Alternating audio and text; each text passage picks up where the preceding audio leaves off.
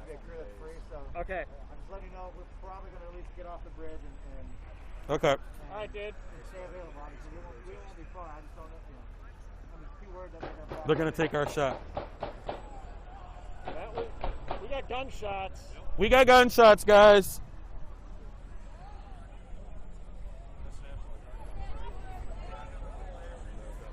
Hey, Ellie, can you hear me? We have gunshots out here right now. No, we're good. We're good. But people are running. Yeah, we're good. We're good. We're good. There's more gunshots. I saw one run down this way. There was a shot that came down the road. Oh, okay. Yeah, we are live out here off of Hiawatha, and we are hearing gunshots right now in the 3rd Precinct. There are several gunshots coming down Lake Street in our direction, so we're going to actually take cover and move as some of the crowds pan out of here because we are, not only is the building on fire, but there are gunshots coming from the crowd near the 3rd Precinct. It's not fireworks. Those are actual gunshots that you hear in the background there. I don't know if they're still going because I have a horn that's blaring behind me, but we definitely heard several gunshots. People went running, and the building, as we mentioned before, is still burning. Back to you.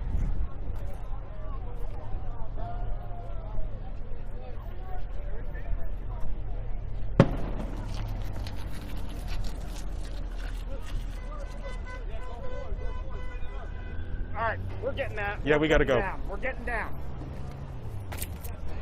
We are out. We also lost power. Like the lights are out. Yeah. Come on. Yeah, we're moving. We're moving. I think we need to fall back for 30 seconds.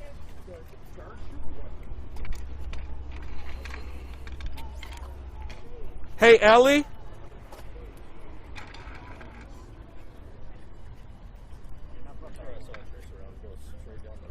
Oh, shit.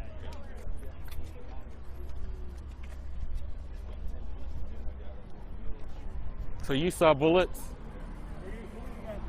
Chair 11. No, you're fine. We're off the air. Jeez. They've lit the trailer on fire. All right. Yeah, and then the power went out here on these. Yeah, on the strip. did they hit the power line? Yeah. Did they take out the transformer? All right. All right. Hey, Ellie, can you hear me? We're out of the show. Oh, okay. We're out of the show. Do you have that battery still? Yep, right here. Yeah, you too, buddy. You too.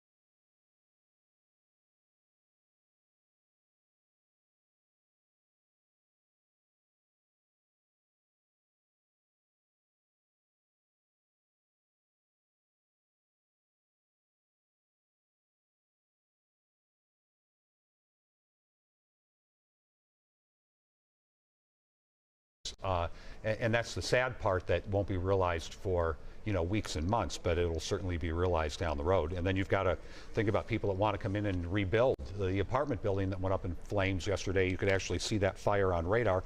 That had 189 units that were designed for low-income housing, and some of those units were even designed for lower-level income housing, which would have been new places. And that is the sad, tragic part of the destruction aspect of the story, is that it'll have a widespread effect on the community. We should know too, when the chopper pulls in closer, you can see, I mean, these protesters are close. They're throwing things at the building. They're throwing combustibles on the fire. They're doing their best to kind of keep it going. As we come close to 11 o'clock tonight, with at least 2 fires burning at Lake Street. I know, and I know that last night, the count that we got today from last night destruction, they had 30 fires that they responded to, and 16 of those were building fires. So, this number just keeps going up and going up. Once again, the Minnesota National Guard did send out a tweet saying that they've activated more than 500 soldiers to St. Paul, Minneapolis, and surrounding communities. And they say that their mission is to protect life, preserve property, and the right to peacefully demonstrate. And a key objective of theirs is to ensure that fire departments are able to respond to these calls. Well, I think a part of it just becomes a math problem, because I think the Minneapolis Police Department has, I believe, 750 to maybe 900 officers. And when you're talking about thousands of people and 30 fires and the amount of crews that it takes to kind of protect even the fire crews, it wasn't just the governor's decision to mobilize. The mayor's asked the governor, please, we need some help today. And Melvin Carter said that during his press conference at 5 o'clock. He said, I reached out to the governor and said, we're going to need some help. And apparently National Guard troops and help is on the way. To give you some perspective, this is tonight, Thursday night, what's happening. Wednesday night was devastating as well. We have some drone videos. We took the drone and flew over. This is the aftermath. Yeah, that's the apartment building that I mentioned that had a lot of low-income housing on it. There's the target over there. This building is a complete and total loss. And to give you some perspective, this drone video will go from the 3rd Precinct and it'll take you down Lake Street as you head west towards Lake Minnetonka, down towards Hennepin Avenue. I'm not an insurance adjuster, but the AutoZone looks to be a total loss. There are a number of vehicles we saw like this strewn all over.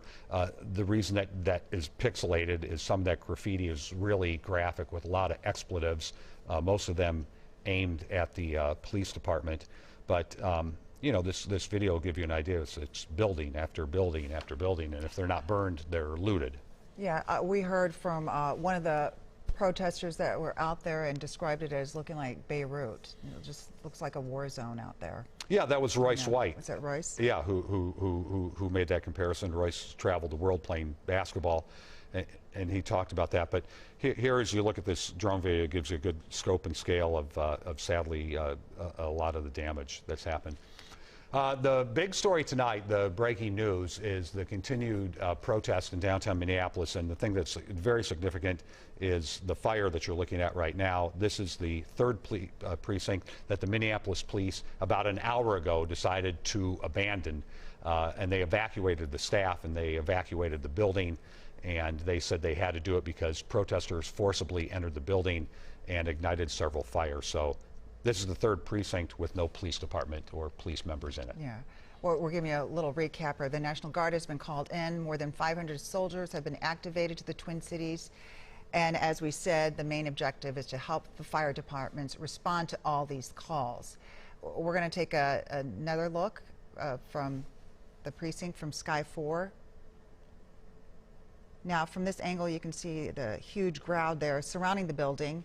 And it is the front area of the building that is burning, and some people getting up closer to the flames there. Yeah. We saw earlier today, as a precaution, a lot of Twin Cities businesses closed early because of the unrest that they saw Wednesday night throughout the course of the day. The Mall of America closed. It said that even though there were no protests there, out of safety, they wanted to close. Rosedale Center closed as well. There are some reports they might have had a little bit of looting there. Both malls said they're not even sure at this point when they're going to reopen. We saw 2 Target stores that have been looted. Target closed 24 Twin Cities locations today. They said it was in the name of safety. We saw this looting taking place at the Midway store, which is on University and St. Paul. The other looting took place right across from the 3rd Precinct at the Target there. Target says it wants to keep its focus on team members being safe. It also said it's going to try to do its best to help the community heal. Mail delivery called off in several zip codes. Most of those are neighborhoods that surround that area of southwest Minneapolis. Is just not going to happen for a while. Yeah, the United States Post Office has temporarily closed 3 Minneapolis and 5 St. Paul post offices. So mail delivery will resume as a situation in each community becomes safe enough for them to do so. And Metro Transit is suspending all bus and light rail service through Sunday because of these protests. Again, this is the breaking news that we've been following throughout the evening on TV and online. Here again, video from Sky 4 earlier tonight when the fires were just starting to take over the Minneapolis Police 3rd Precinct. And there was a fire that started in the back parking lot there. Yeah, police abandoned it because they weren't able to keep control of that area. And they are out of there, and now the building is on fire, along with a couple other buildings in that area. We want to go to David Schuman again, who has been covering this all evening from the 3rd Precinct, and he joins us now from the newsroom. David? We were at the 3rd Precinct, and it just became clear that we weren't safe, so we decided to come back to the station. We've been watching the helicopter feed video all night long, and what really struck me today from being out there was how quickly things can really change from being a peaceful, large gathering to, at the slightest provocation, things can get restless and even hostile. So it's just very disturbing to see what's going on outside the precinct.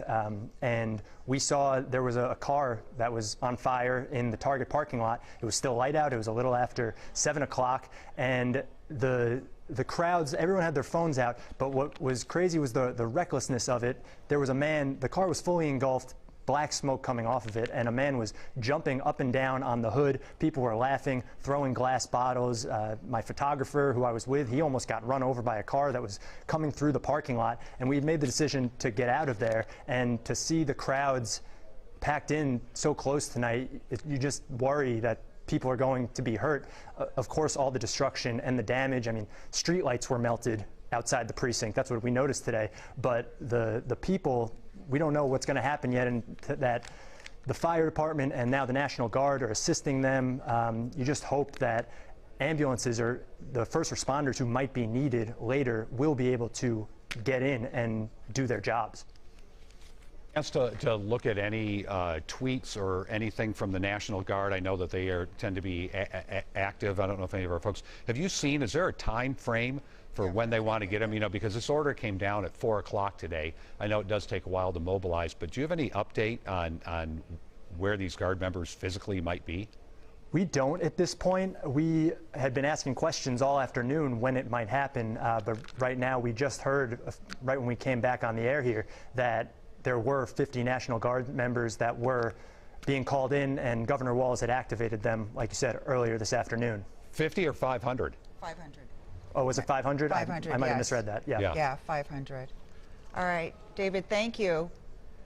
Of course, now you're looking at St. Paul, the crews in St. Paul, that all these protesters spilled over there. Earlier in the day, they had marched over to the Target, over the Midway Target, and they did have a police presence there, and they were able to stop them from looting. But then across the street, somebody had set a fire on, I think it was Napa?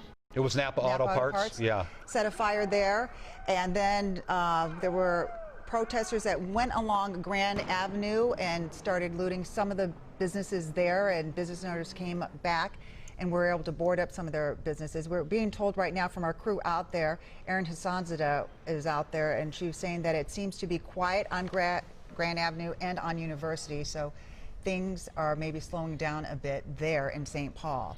Yeah, which I think a lot of people find encouraging. Things are anything but slow.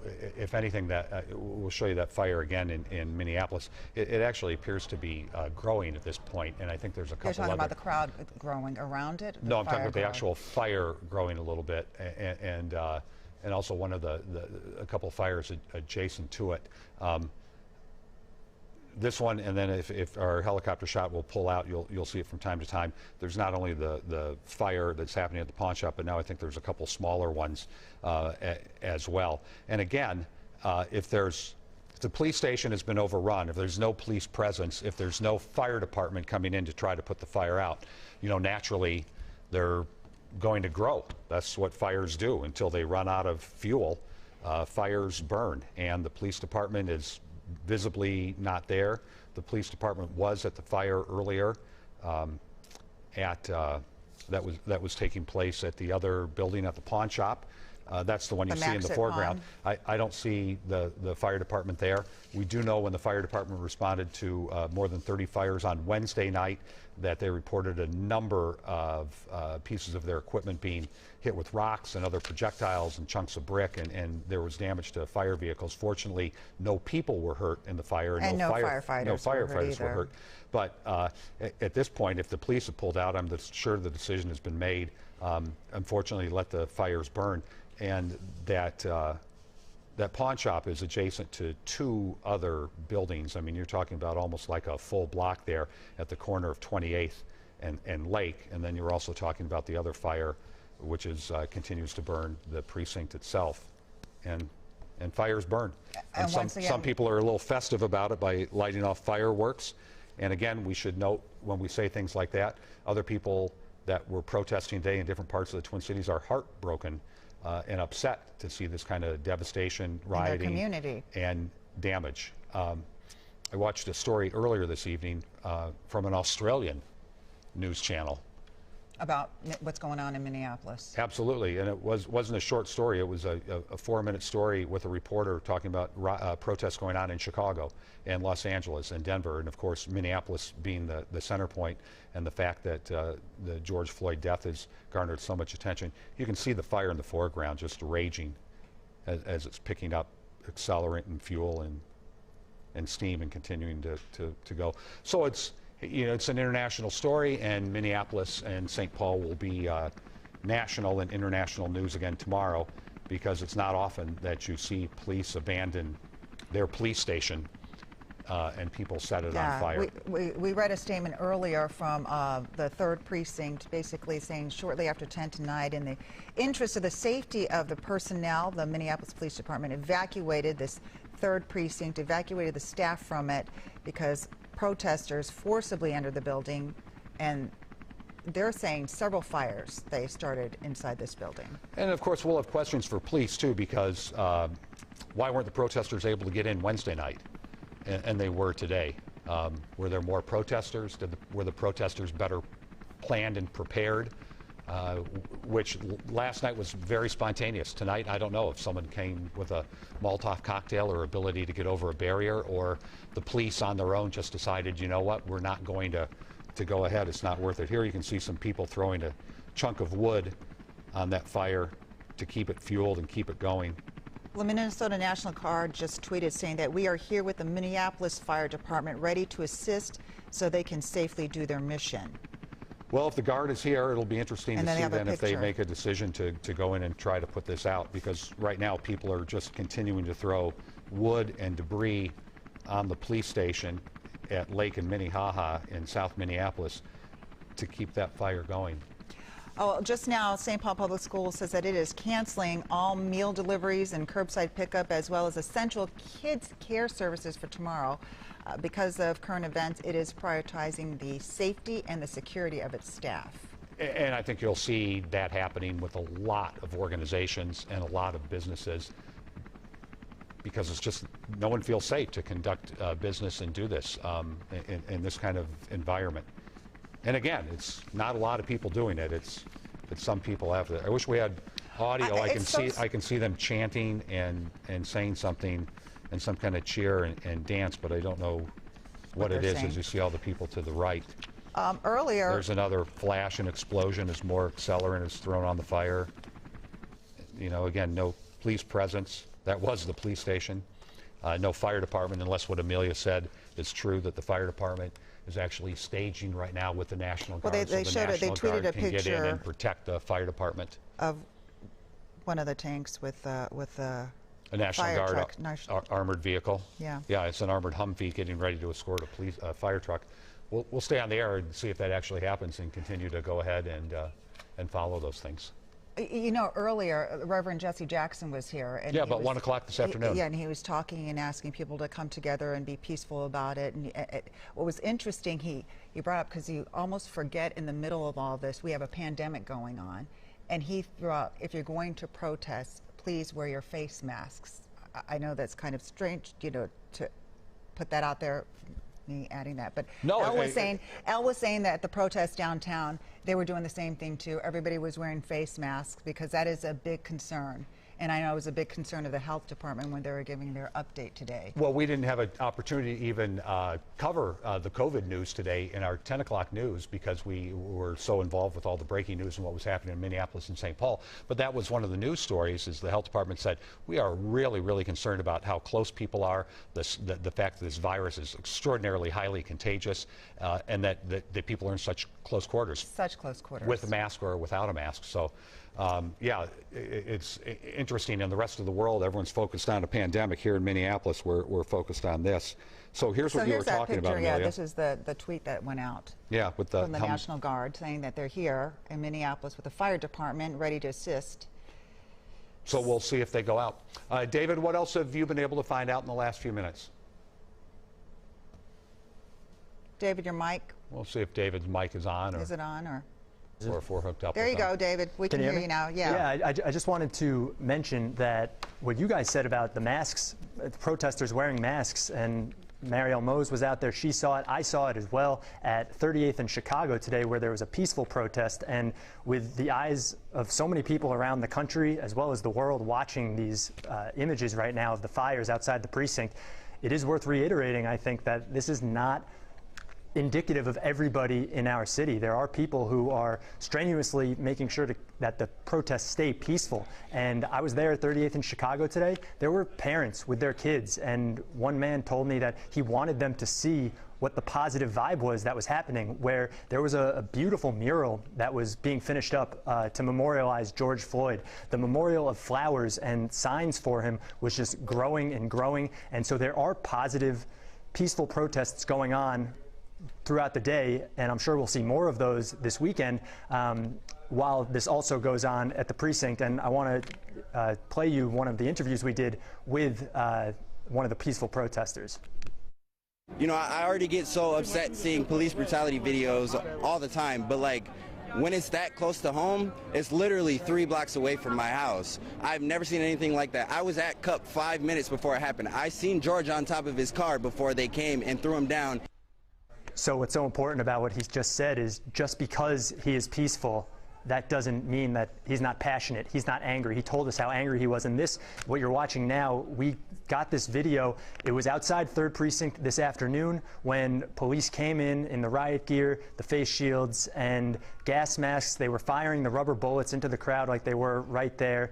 They appeared to be coming in to extract somebody who might have been injured, and that's what it was. You just saw that image. But then they drove away and they left tear gas behind.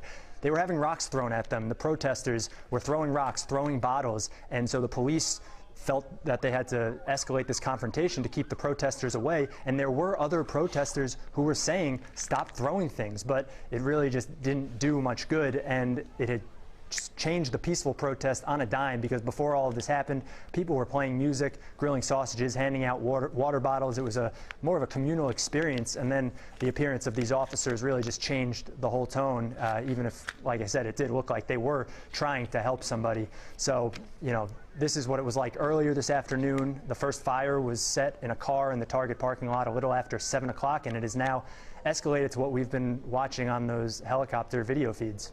Yeah, and it sure has escalated.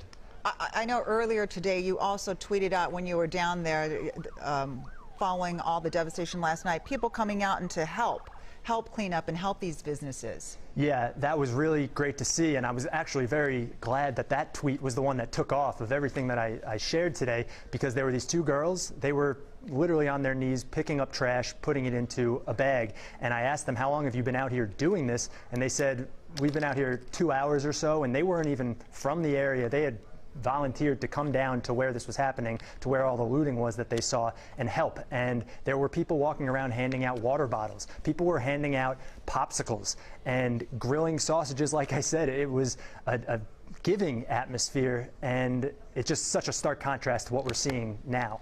Yeah, and you know, I think, you know, David, people are going to fall into a couple different camps, and you can't divide them all, but there are going to be a lot of people that are seeing that kind of stuff going, this is great, this is Minnesota, this is our community, we can be upset, but we can still help one another. And then there are going to be a lot of people that are looking at this tonight going, this is just mob violence. You know, taking over the police station, and will be very, very upset. I read a thing today from Mel Reeves, longtime activist, and he kind of spoke to the things David was. He said, hey, I'm more upset as everybody. He goes, but when you see things like the rioting and the fires and the destruction of private property, he goes, his fear is it takes away from the message, and he wants the message to be, a lot of people fear that a black man died after being arrested by a white police officer, and it's gone on for too long, and we need to change that. So there'll be a lot of discussion about that, and a lot of people will be talking about tomorrow, and a lot of people, I think, eventually will start talking about some of the economic impact during a pandemic of what it means to have half a neighborhood destroyed. Yeah, which is significant. Yeah. So we had several protests going on today, and they had another protest downtown at the government center, and that was more of a peaceful protest, and that's the one that Marielle Moses is following, you know, and marching through downtown Minneapolis. Yeah, here's some stuff that's coming in. We want to make sure that we're on point and being live and giving you the very latest. So here are some images that we've just been seeing. This has come across. This comes from the Minnesota National Guard. Humvee, armored vehicle with the Minneapolis Fire Department truck, ladder truck number 5, and they're ready to go ahead and go and roll. They told us. Yeah. Now, this is earlier I was talking about Marielle Mose, who was with a group that was peacefully protesting down at the government center, and they walked down Nicollet Avenue in the Nicollet Mall. So as you see, keeping socially distant, because she said that they were very focused on that. And here in St. Paul, this is at the officer's house, Derek Chauvin, his house. In Oakdale. In Oakdale. It says someone posted a cardboard that says a murderer lives here. And this is also in Oakdale. There have been protests at the officer's house for the last 3 days. We don't know if he is actually in the home because nobody has appeared. Here is David Schumann's video from earlier today down at the 3rd Precinct over there off of Lake Street. Yeah, and this was interesting. You know, he talked about police coming in to actually help these people, help a couple of people who were injured, and you might see the video of them hauling them out. But some of the protesters, even though the police were going in there with a decent intention of trying to help someone who needed some medical assistance, their mere presence angered people, which speaks to some of the depth and passion and angst and anxiety and anger and hatred that people have for the police. And it's easy to use that word because there are a number of things that we don't broadcast here because we'd lose our license, but the language and how vehemently upset people are with the police. When we look at our raw video, you can hear it. You know, I mean, it's every other word is F the police, and people are very, very, very upset. Certainly not all of them. Some are upset about what the police did. Some of them want to see justice. Some of them want to support the Floyd family. Everyone has their own reasons. This was nice. I like this video right here. This was down there near the 3rd Precinct where people... No, this is actually 38th in Chicago. Oh, sorry, 38th in Chicago.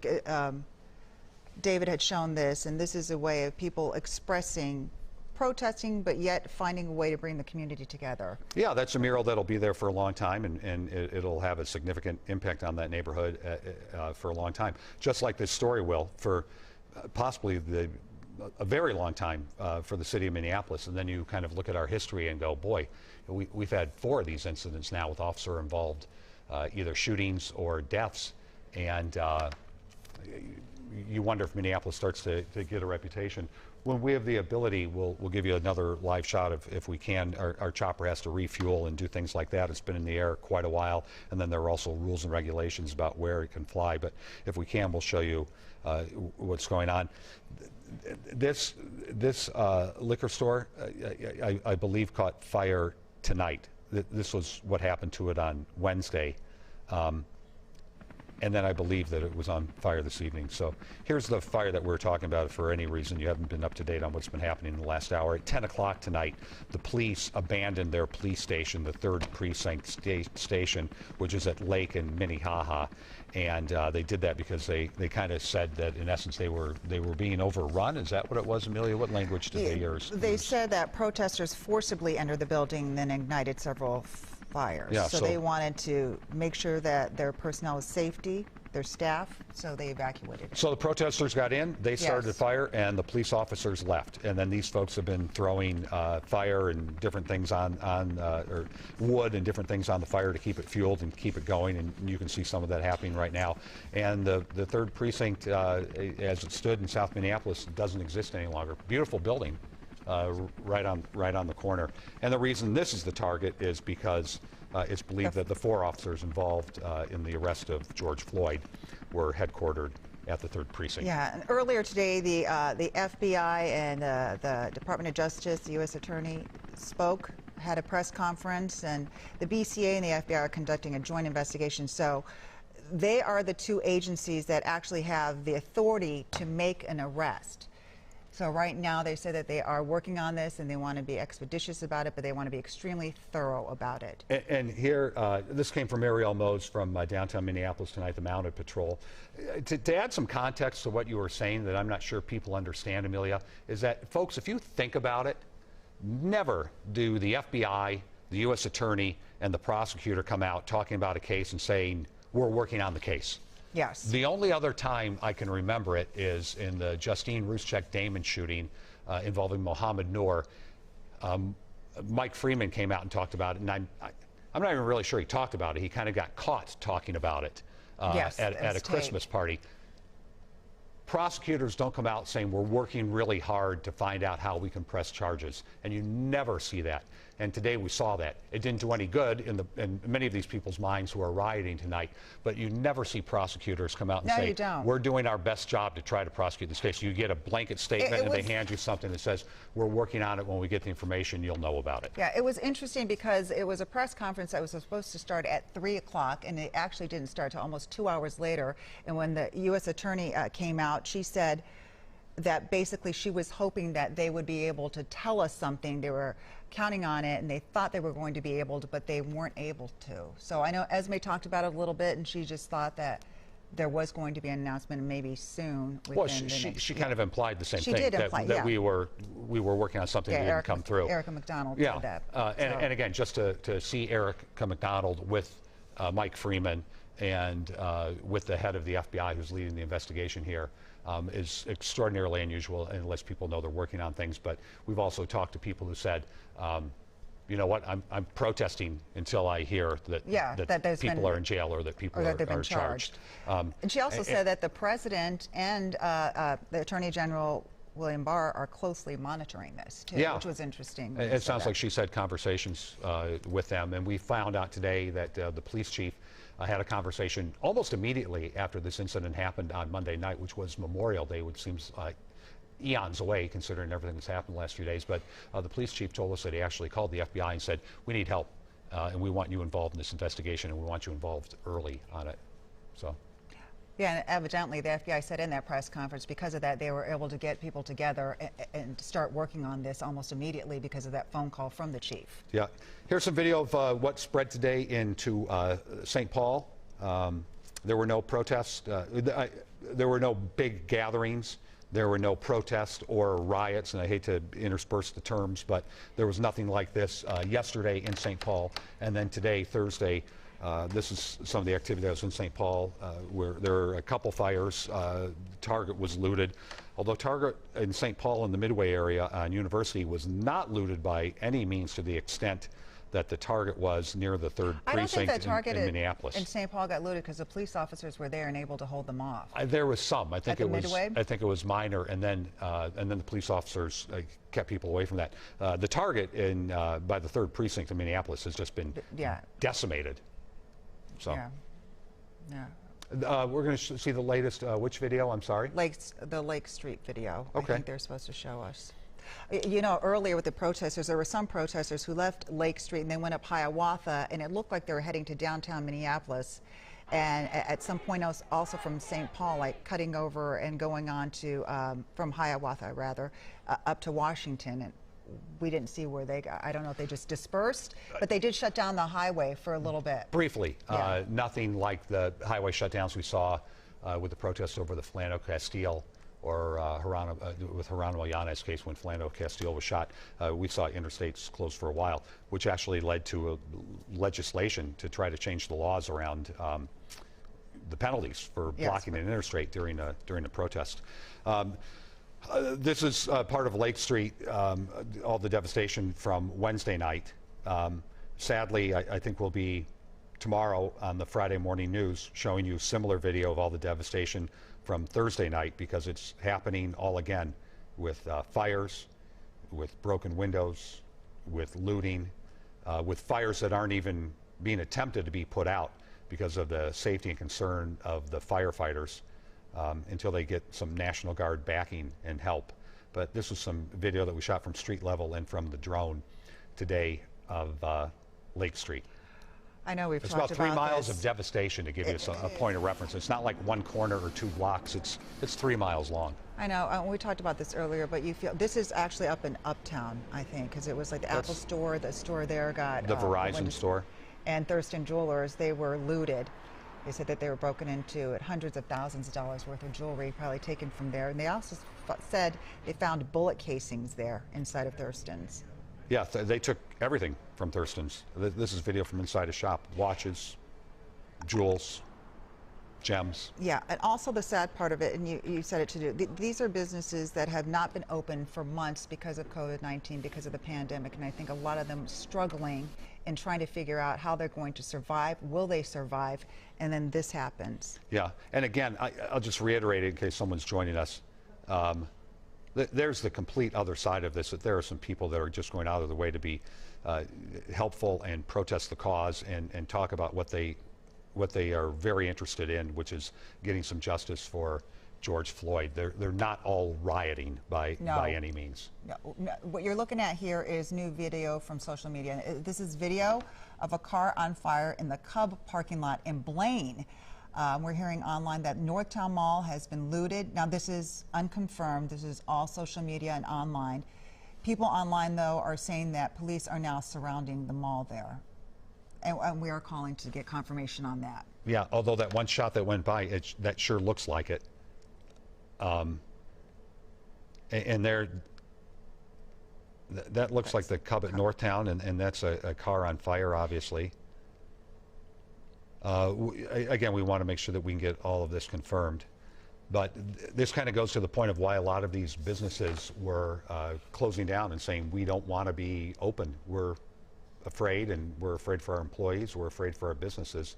And we've seen a lot of that, and we'll see even more of it, I'd imagine, tomorrow, as some of these businesses have closed indefinitely, especially big places like the Mall of America. Yeah, we're just, City of Minneapolis just sent out a tweet saying that we're hearing unconfirmed reports that gas lines to the 3rd precinct have been cut and other explosive materials are in the building. So if you're near the building, for your safety, please retreat in the event that the building explodes. My goodness, you should reread that. I am going to reread that again. From the City of Minneapolis, they're saying we're hearing unconfirmed reports that gas lines to the 3rd precinct have been cut and other explosive materials are in the building. So if you're near the building, for your safety, please retreat in the event that the building explodes. There is that possibility. And here's full screen, and you can see the 2 big capitalized words, please retreat. Folks, when you look at how close all those people are, there's hundreds, if not thousands of people near that building. If you have a natural gas explosion there, you've added tragedy on top of tragedy tonight. So this goes back to another shot of Northtown Mall. where we're hearing that there might be some looting going on there, and maybe We're some trying to damage get that to a vehicle confirmed, as well. too. Yeah, that's why I said maybe. We don't know, but we'll of course try to get it confirmed. But here's the problem: is this is the 3rd precinct, the police station on fire on Lake Street near Minnehaha, and you have people in such close proximity. I didn't even give a thought to that earlier, that the fact that a gas line could be hit. We're assuming that the police took all their tear gas, explosives, live ammunition, guns, everything out of the building that they could. I'm sure there's a number of things they couldn't take out of the building if they left in that big of a hurry. They left at 10 o'clock this evening. They abandoned the building because they were kind of being overrun. But I never gave any thought to the fact that there are all these gas lines there, and that you don't have trained firefighters, and that you don't have people from Centerpoint and people from XL going, let's turn off power, let's turn off gas, which are things that firefighters and crews standardly do when there's a big fire going on. So according to the city of Minneapolis, they want people to retreat because they don't know if there could possibly be gas lines that have been cut in that area.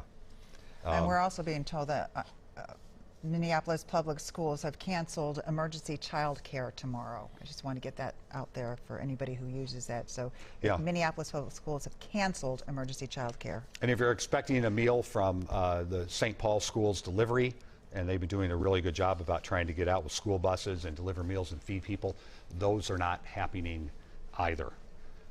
And many malls, many stores will be closed. And again, Minneapolis will be the center point of certainly national, if not international, attention as the world wakes up Friday morning to see what you don't see very often, which is a police station being abandoned and set on fire. Yeah, absolutely. And I don't know if you can see over to the top there, it looks like there are people leaving. I don't know if they've seen this tweet from the city of Minneapolis. You know, this isn't a live shot. Our chopper had to get out of there. Sorry about that. Yeah. Okay. But you know, like with a lot of these things, people come and go. Yeah. But it doesn't look like the crowd is as big as it was, as large. I think from what I've noticed the last couple of days, they've been kind of fluid. So, yeah. And it was unusual today because earlier you saw people coming to that very same area to help people clean up. They felt horrible that people's businesses were destroyed or looted, and they were just normal citizens gathering, going, let's grab a broom, let's get a trash bag, let's do what we can, we feel bad, we want to help you. And there are a lot of people like that. I would suggest there are probably more people trying like to help that out and clean up than there are people like this trying to destroy property. I was surprised and shocked a bit, I think, just seeing, because all of that looting had started late last night, and it was still going on when we were there this morning. Our crews were there this morning and this afternoon, and it was continuing, and it just... Last night, it really didn't die down until after maybe 1 or 1:30.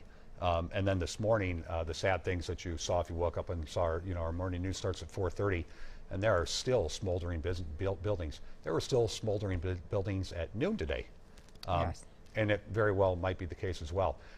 Now, we can't... And we have an update from the State Patrol. About 200 Minnesota State Patrol troopers and DNR conservation officers are actively supporting efforts in Minneapolis and St. Paul tonight to keep people safe. So troopers have been deployed on Nicollet Mall to deter looting. And I know that earlier we had a story with Elle. She's been with this group that has been protesting downtown. She said a lot of the business came out downtown and they have boarded up. We saw Target. Target had boarded up the doors. I know JB Hudson is down there. Yes, on Nicollet Mall. Britt's Pub.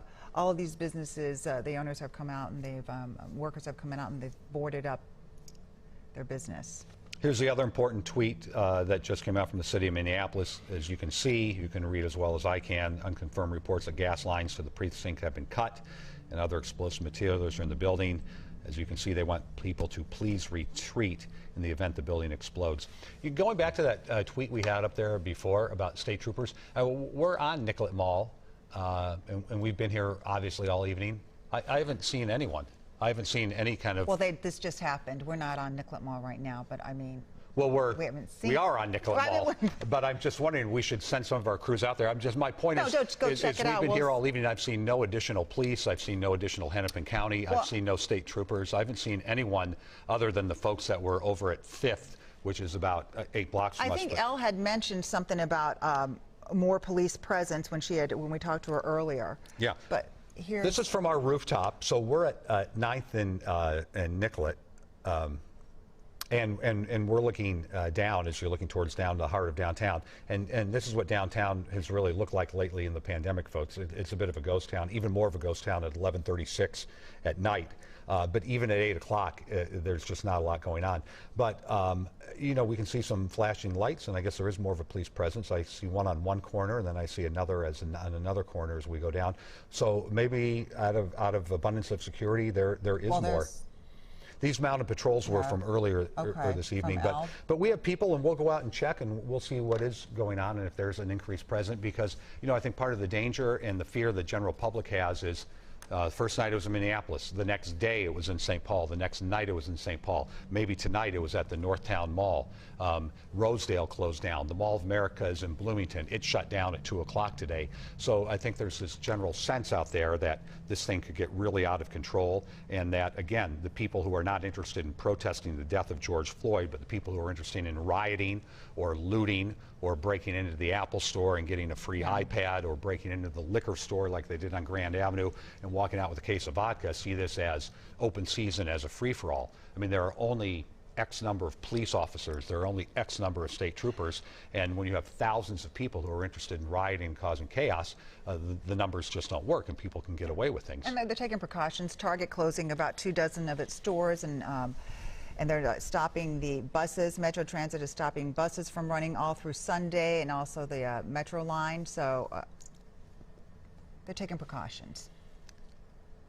They're taking precautions to keep their employees safe, but how do you take precautions to keep your property safe? What can you do unless you have your own private security force? And I think that's part of the reason that you see that today Governor Tim Walz says, I'm declaring a peacetime emergency. I'm activating the National Guard. And that's what happens in states of emergency and when things get really chaotic. And part of the reason we saw the Guard tonight, and we have a photo we might be able to pull up and show you, you don't see often a Humvee next to a fire truck getting ready to be deployed. But tonight, no fire trucks are out in Minneapolis. In South Minneapolis, the fires are burning. And the city wants people to leave those areas because they're afraid of gas line exposure that might explode. Let's go to David Schuman right now. He joins us from the newsroom. David, have you found out anything? Well, I just wanted to say how remarkable it is to see all of this that's going on when just a few hours ago we were out there and it was peaceful. We started our day at 38th and Chicago, where George Floyd's death happened, and there were people actively saying, do not cause violence. That is not the right way to go about things, and that's not what we are about. There are proper channels for this to be dealt with, and there were children there, and a memorial that was emotional, and there was a mural. We showed the pictures before of that beautiful mural that's been painted, and I don't know if we had a close-up of it, but there's a lot of names inside that mural of other police brutality victims, including Philando Castile, and to see the people in that neighborhood who live around there, and they condemned the kind of behavior that we're seeing now tonight. And even at the 3rd Precinct, where this is now happening, earlier it was not like this at all. And to see how quickly something like that can change, it's hard to sometimes pinpoint as to why and how it changes, but it does. And then we're all left having to deal with what's going on here. There were people that were passionate, of course, and angry, yes, but violence is a bridge that not everyone was ready or willing to cross. Yeah. No, I think this is not the majority opinion that this is the way to conduct business, David, which is sad, because this kind of violence has a really, really negative effect on a broader community, has an effect on the taxpayer base, it has an effect on people who want to invest in the city, has an effect on people who want to move here and call this home and make it a really, really great and special place to live.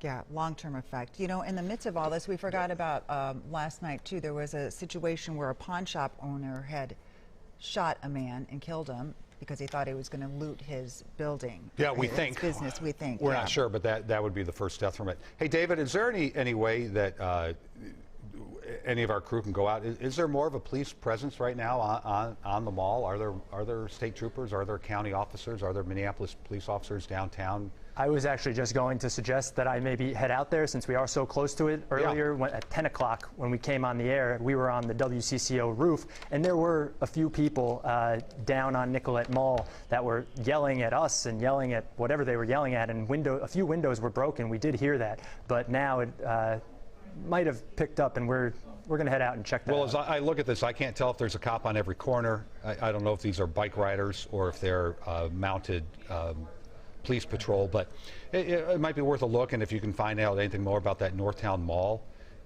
situation, I don't know where we're at on following that. We're sitting here trying to. But okay, so we do have a live presence now at Northtown Mall, and they're blocking off the mall entrance right now, so there is a police presence there. Yeah, and the reason that there is well, we are hearing that they're looting at the mall, and we're trying to confirm that. Correct. We do have the video, though, if we can connect the dots now of what appeared to be Northtown Mall earlier, where we saw the burning car right there, and now we see the police at Northtown Mall. There is obvious some kind of incident at Northtown Mall. Does it involve looting? We don't know. We'll try to find out, but we're glad we're at least able to deliver you the latest news, show you a live shot of what's going on, and let you know that there's something going on around there. Because again, Amelia, I just think that speaks to the broader issue that there's a lot of concern, whether you're in Bloomington or Blaine or North Oaks or Chaska, that all around the metro, you don't know where these problems are going to pop up. And that's probably the worst possible thing is the fear of the unknown and not knowing what may happen. And again, it's minority of people doing it, but it's problematic. Oh, here's a live picture of Nicollet Mall right outside of our building. There is a police presence there. Well, it looks like there's a police officer on that corner. It looks like there's a police further officer down on each further corner. down. So, and again, this is just out of caution. I don't know if St. Paul police are doing the same thing. We can send a couple texts to some folks out there and see if there's a similar situation. But well, St. Paul police did send out a tweet, and they're saying that more than 170 businesses are damaged or looted, and there have been dozens of fires.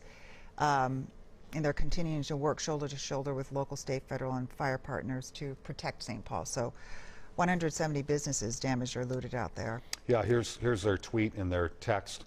I love the last line, calm on the horizon. I think everyone's hoping for that. Well, no reports of serious injuries, so that's wonderful as well. The fact that 170 businesses have been damaged is not. And again, our job is to report facts and try to bring you some context of what's going on. We'll deal with this. 200 Minnesota State Troopers and DNR conservation officers supporting Minneapolis and St. Paul Police. But I'm wondering tomorrow, without speculating, I guess I wouldn't be surprised if you see a much bigger National Guard presence in the Twin Cities. I think you're right about that. I mean, they were activated today, and they just got it. That came at 4 o'clock, and they just arrived, it sounds like, at the fire department. Here's the Humvee next to ladder truck 15. But when you start calling in, obviously they called in state troopers last night. They're doing it again. If you're asking for DNR conservation officers to help, I just think that law enforcement doesn't want to be overwhelmed. I think citizens want to feel safe, and they don't want to feel overwhelmed. The governor today expressed his desire to, several desires. One, he wants justice for what happened, and he wants to make sure that the legal process plays out well and quickly. But the other thing is he wants a state of emergency because he's concerned about people's safety. And he said it's a peacetime emergency for the city of Minneapolis, the city of St. Paul, and the surrounding communities. And tonight we're seeing it spread into surrounding communities. So they'll try to do as much as they can. Well, as you know, at the heart of this story is the loss of a 46-year-old St. Louis Park man. We're talking about George Floyd, of course. He moved to St. Louis Park from Houston, Texas, and he wanted to start a new life. And those who knew Floyd say that he was kind and he was loving. Video surfaced of a Minneapolis police officer pinning Floyd to the ground by his neck on Monday night. And the officers involved have been fired. They're being investigated. And since then, as we've been reporting all night and for the past several days, there have been growing protests. They just continue to grow bigger and bigger. And basically, protesters are not satisfied with just the officers being fired. They really would like to see charges brought against them. Yeah, That's what they're calling for justice. The firing was unprecedented in how quickly it happened, but unfortunately, again, like we heard from the top law enforcement officials in the land being Hennepin County, heard from the top prosecutor in Hennepin County, heard from the FBI, heard from the U.S. Attorney. It's going to take time. Yeah, they're doing their best. They're going as quickly as they can. They almost made some news today, and then they pulled back from it. But again, I don't think that. I think that rational thought rings true to a lot of people who hear this and go, okay, I get it. It's going to take some time. But I don't think that takes away the decades of anxiety that people have felt over these incidents involving primarily black men and white officers, and the terrible outcomes that they've had, and the fact that we had a history of it here recently in the last few years, and people are upset. And again, there's a number of people that are saying, I'm upset, but I want to protest peacefully. There's a group of people, the people that you're looking at right now, a small group of people that are saying, I'm upset and I'd like to burn a public building, or I'd like to loot, or I'd like to destroy someone's small business, or I'd like to destroy someone's big corporation. And sadly, that is what is happening around the Twin Cities. We're going to give a little recap as to what is going on tonight as we continue breaking news. You are looking at the Minneapolis Police 3rd Precinct.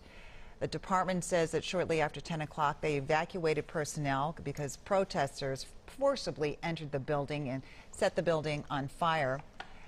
The National Guard has been called in. More than 500 soldiers have been activated to the Twin Cities.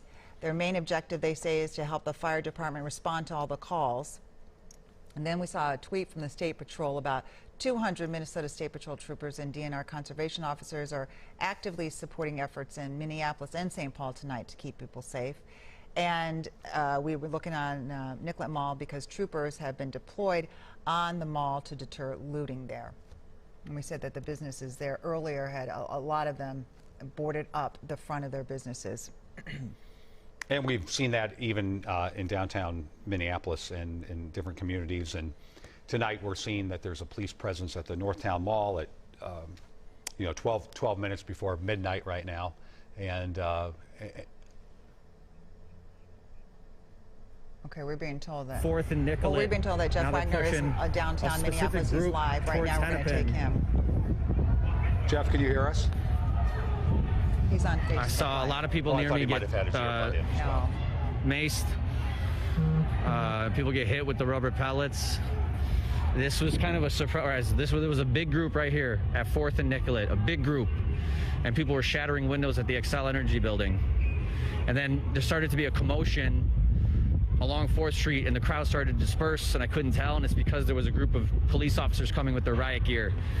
And I don't know if they were agitated or what occurred, but they started using mace and started using the paint gun on people, and really just like kind of barreled their way, or barreled, I don't know if that's the right term, but just kind of and forced their way through the crowd up 4th Street towards Hennepin, and there's the group now.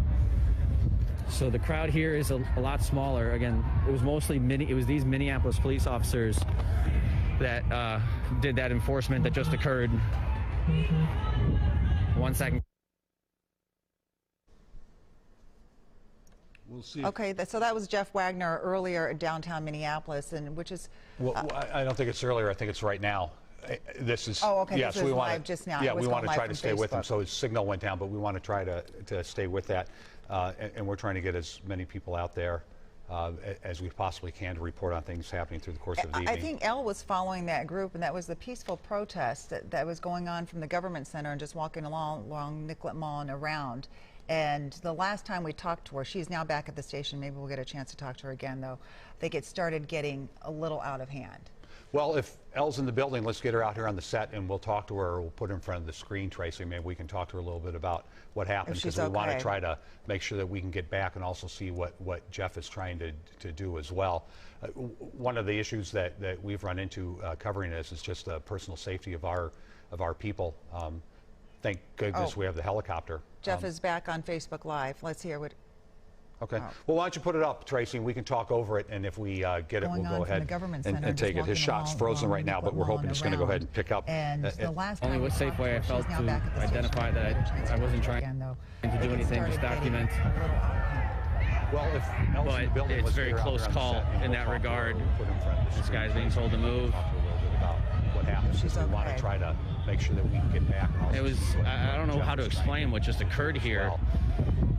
Again, less than 10 minutes ago, there was a huge crowd right here, and other than the shattering of the windows, I'm going to be quiet and just document Jeff this. is back on Facebook Live. Let's hear what. Okay. Well, why don't you put it up, Tracy, and we can talk over it, and if we get it. Okay, we're working out some take a good technical problems, some issues there. That's Jeff Wagner, who is downtown Minneapolis right now, and it looks like there is a police presence there. I don't know if crowds got out of hand, but I do know that Elle was covering this, and it started out as a peaceful protest, but now she's back at the station, so I don't know if she got caught in the middle of anything or she was feeling unsafe, but hopefully we can talk to her in a little bit too. Yeah, and again, it goes to the point of you have a big group, starts as a peaceful group, and David was speaking of that earlier. A night goes on, you get splinter groups, you get people coming and going, and unfortunately it leads to some, not all, some people becoming very violent.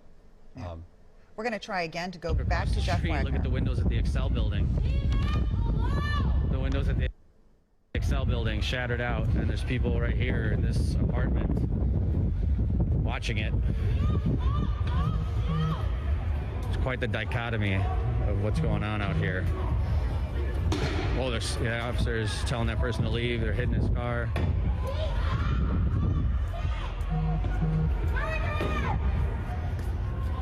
They're watching this car.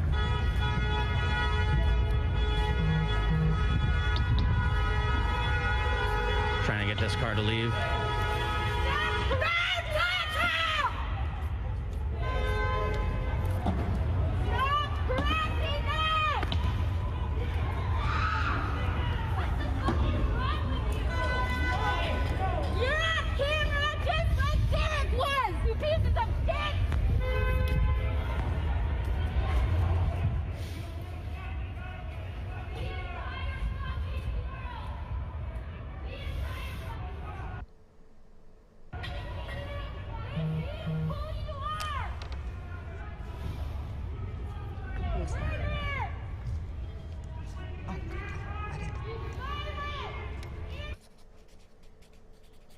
That was Jeff Wagner.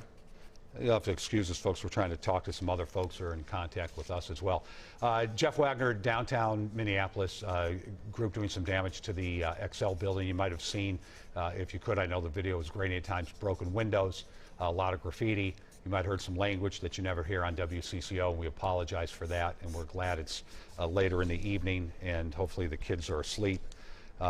We're getting close to midnight now. This is video from earlier in the big story of the evening, which is the 3rd Precinct on fire, overrun, abandoned by the police officers that just yesterday you saw on the roof, and you saw putting barricades, and you saw shooting tear gas and defending their building. The reason that this is the center point of the George Floyd protest is because the 4 officers involved in his arrest worked out of the 3rd Precinct. And tonight, the 3rd Precinct is now on fire. There are no fire trucks in the area to put it out. There is a note from the city of Minneapolis, a tweet saying, we think a gas line is ruptured there. We're telling everyone who's a protester in that area to please go ahead and retreat. But we have not seen evidence of that. And we've seen spontaneous protests across the Twin Cities. We've seen one at the Northtown Mall that we believe some kind of incident there. We know police are on the scene and have blocked off the mall. We've seen various buildings on fire in South Minneapolis. This building is a pawn shop, Maxit Pawn at 28th, and then nearby this building, which is the Precinct, 3rd Precinct building, on fire as well. So if you thought last night was a tumultuous, violent night, tonight is that. Maybe, we're not sure yet, maybe in the number of buildings, but in the scope and scale of what's being destroyed and what's happening, it is a huge black eye and something that will be part of Minneapolis history, and unfortunately something that people will probably associate with Minneapolis and the Twin Cities for a long time. And we should mention that it did spread to our sister city of St. Paul, and that there was violence, fires, and looting there today as well. It really is heartbreaking. I'm getting texts from friends across the country who have been who's watching this on CNN and CBSN, and they're just they're sad, you know. And I think a lot of us here, a lot of people here, when you see this, you're heartbroken, just on all aspects of what's happening. We're trying to get Assistant Fire Chief Brian Tyner on the phone to maybe talk to him a little bit about what's going on and what are plans that are in place. And will they be going over here to the 3rd Precinct to even try to put this fire out? I know that they were saying the city of Minneapolis had tweeted out saying, please stay away because gas lines have been cut. There are possible explosives inside of the precinct. And I know they're telling people to please stay away just in case if the building explodes. There's some sort of an explosion in the building. It kills firefighters to see this too, because unlike most of us, they are trained to run towards danger. Their job is to protect life, and then secondly, to protect property. And this is a piece of city property, and I'm sure they're very concerned when they hear a gas line might be ruptured and they see all these people and they see all these flames. So I know it's heartbreaking for the men and women who are involved in the fire department to go, wow, we can't respond, we can't be part of it. We might need to have the National Guard help us. Last night when they went in to fight the fires on Wednesday evening, they literally had police escorts, and it was unusual. You would see police guarding firefighters and firefighters running hoses and lines trying to save people's businesses. I'm looking at, this is video of the fire at the 3rd Precinct, and you see people just fueling the fire, throwing, I don't know if that's plywood that they're throwing on there, and they just keep trying to make that grow bigger. Yeah, fires burn with fuel, and unfortunately there's a lot of fuel when you don't have anyone to try to go ahead and put those out this evening. Well, the president is tweeting out about this. We'll see if we can get those on screen, and then maybe it'll be easier for people to follow along. But I think I can read what it people are said. going to be interested in hearing them. The president tweeting and saying that these thugs are dishonoring the memory of George Floyd. Here you go. Oh, okay. This is the other one. It says, can't stand back and watch this happen to a great American city, Minneapolis. A total lack of leadership. Either the very weak radical left mayor, Jacob Frey, get his act together and bring the city under control, or I will send in the National Guard and get the job done right. Did the president just tweet this? He just tweeted these. So President Donald J. Trump is very aware of what is happening in Minneapolis right now. And here's another tweet. And he has some very strong feelings about it. Yeah, let's put the other, we won't read it to you until we see it up on screen. This is the other one. These thugs are dishonoring the memory of George Floyd, and I won't let that happen. Just spoke to Governor Tim Walz and told him that the military is with him all the way. Any difficulty, and we will assume control. But when the looting starts, the shooting starts, thank you. Let's go back to the first one, because this is a big deal. At 1 o'clock on the East Coast, that the president is tweeting, obviously very upset about what he's seeing going on in the city of Minneapolis. And we want you to keep watching us instead of go to your phone. So why don't we put up the first tweet and the second tweet again, and we'll make sure that we go ahead and get those on there. But the president's initial comments the day that SpaceX didn't launch is when he talked initially about George Floyd, and he said it was very, very sad. He mentioned how sad he was a couple times, and then he also mentioned we're going to do our very best to get to the bottom of it and get to the bottom of it quickly. But the president just tweeted, I can't stand back and watch this happen to a great American city, Minneapolis. A total lack of leadership. Either the very weak radical left mayor, Jacob Frey, get his act together and bring the city under control, or I will send in the National Guard and get the job done right. So the president must be at least aware, if not actually watching, the fact that Minneapolis is burning this evening. And there has been no love lost if you follow the political history of the president and the mayor. That's been big clash. A feud from the president was in office when the mayor got elected, and the mayor has taken great issue with him, especially when President Trump wanted to come to Minneapolis and speak at the Target Center, which he did.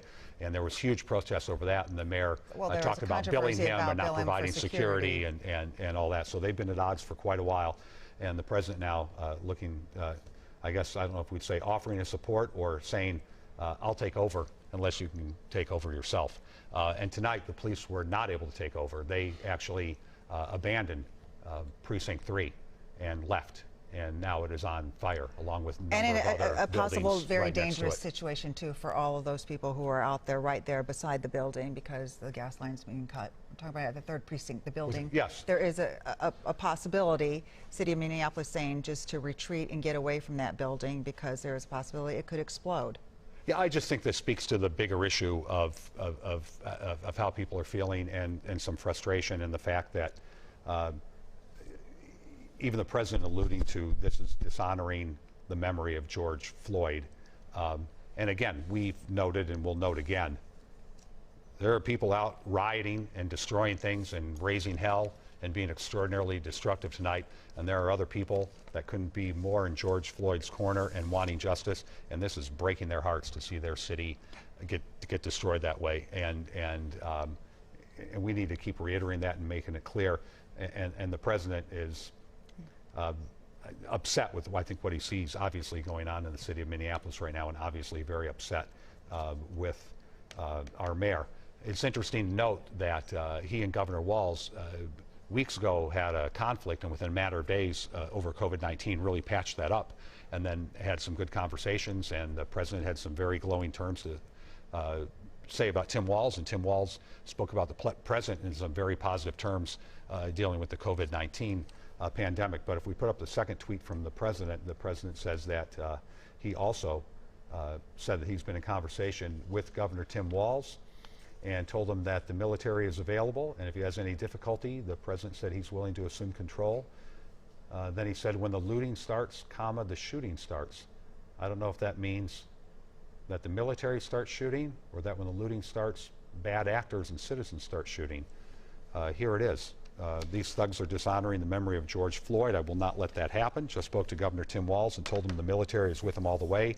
Any difficulty, we will assume control, but when the looting starts, the shooting starts. Thank you.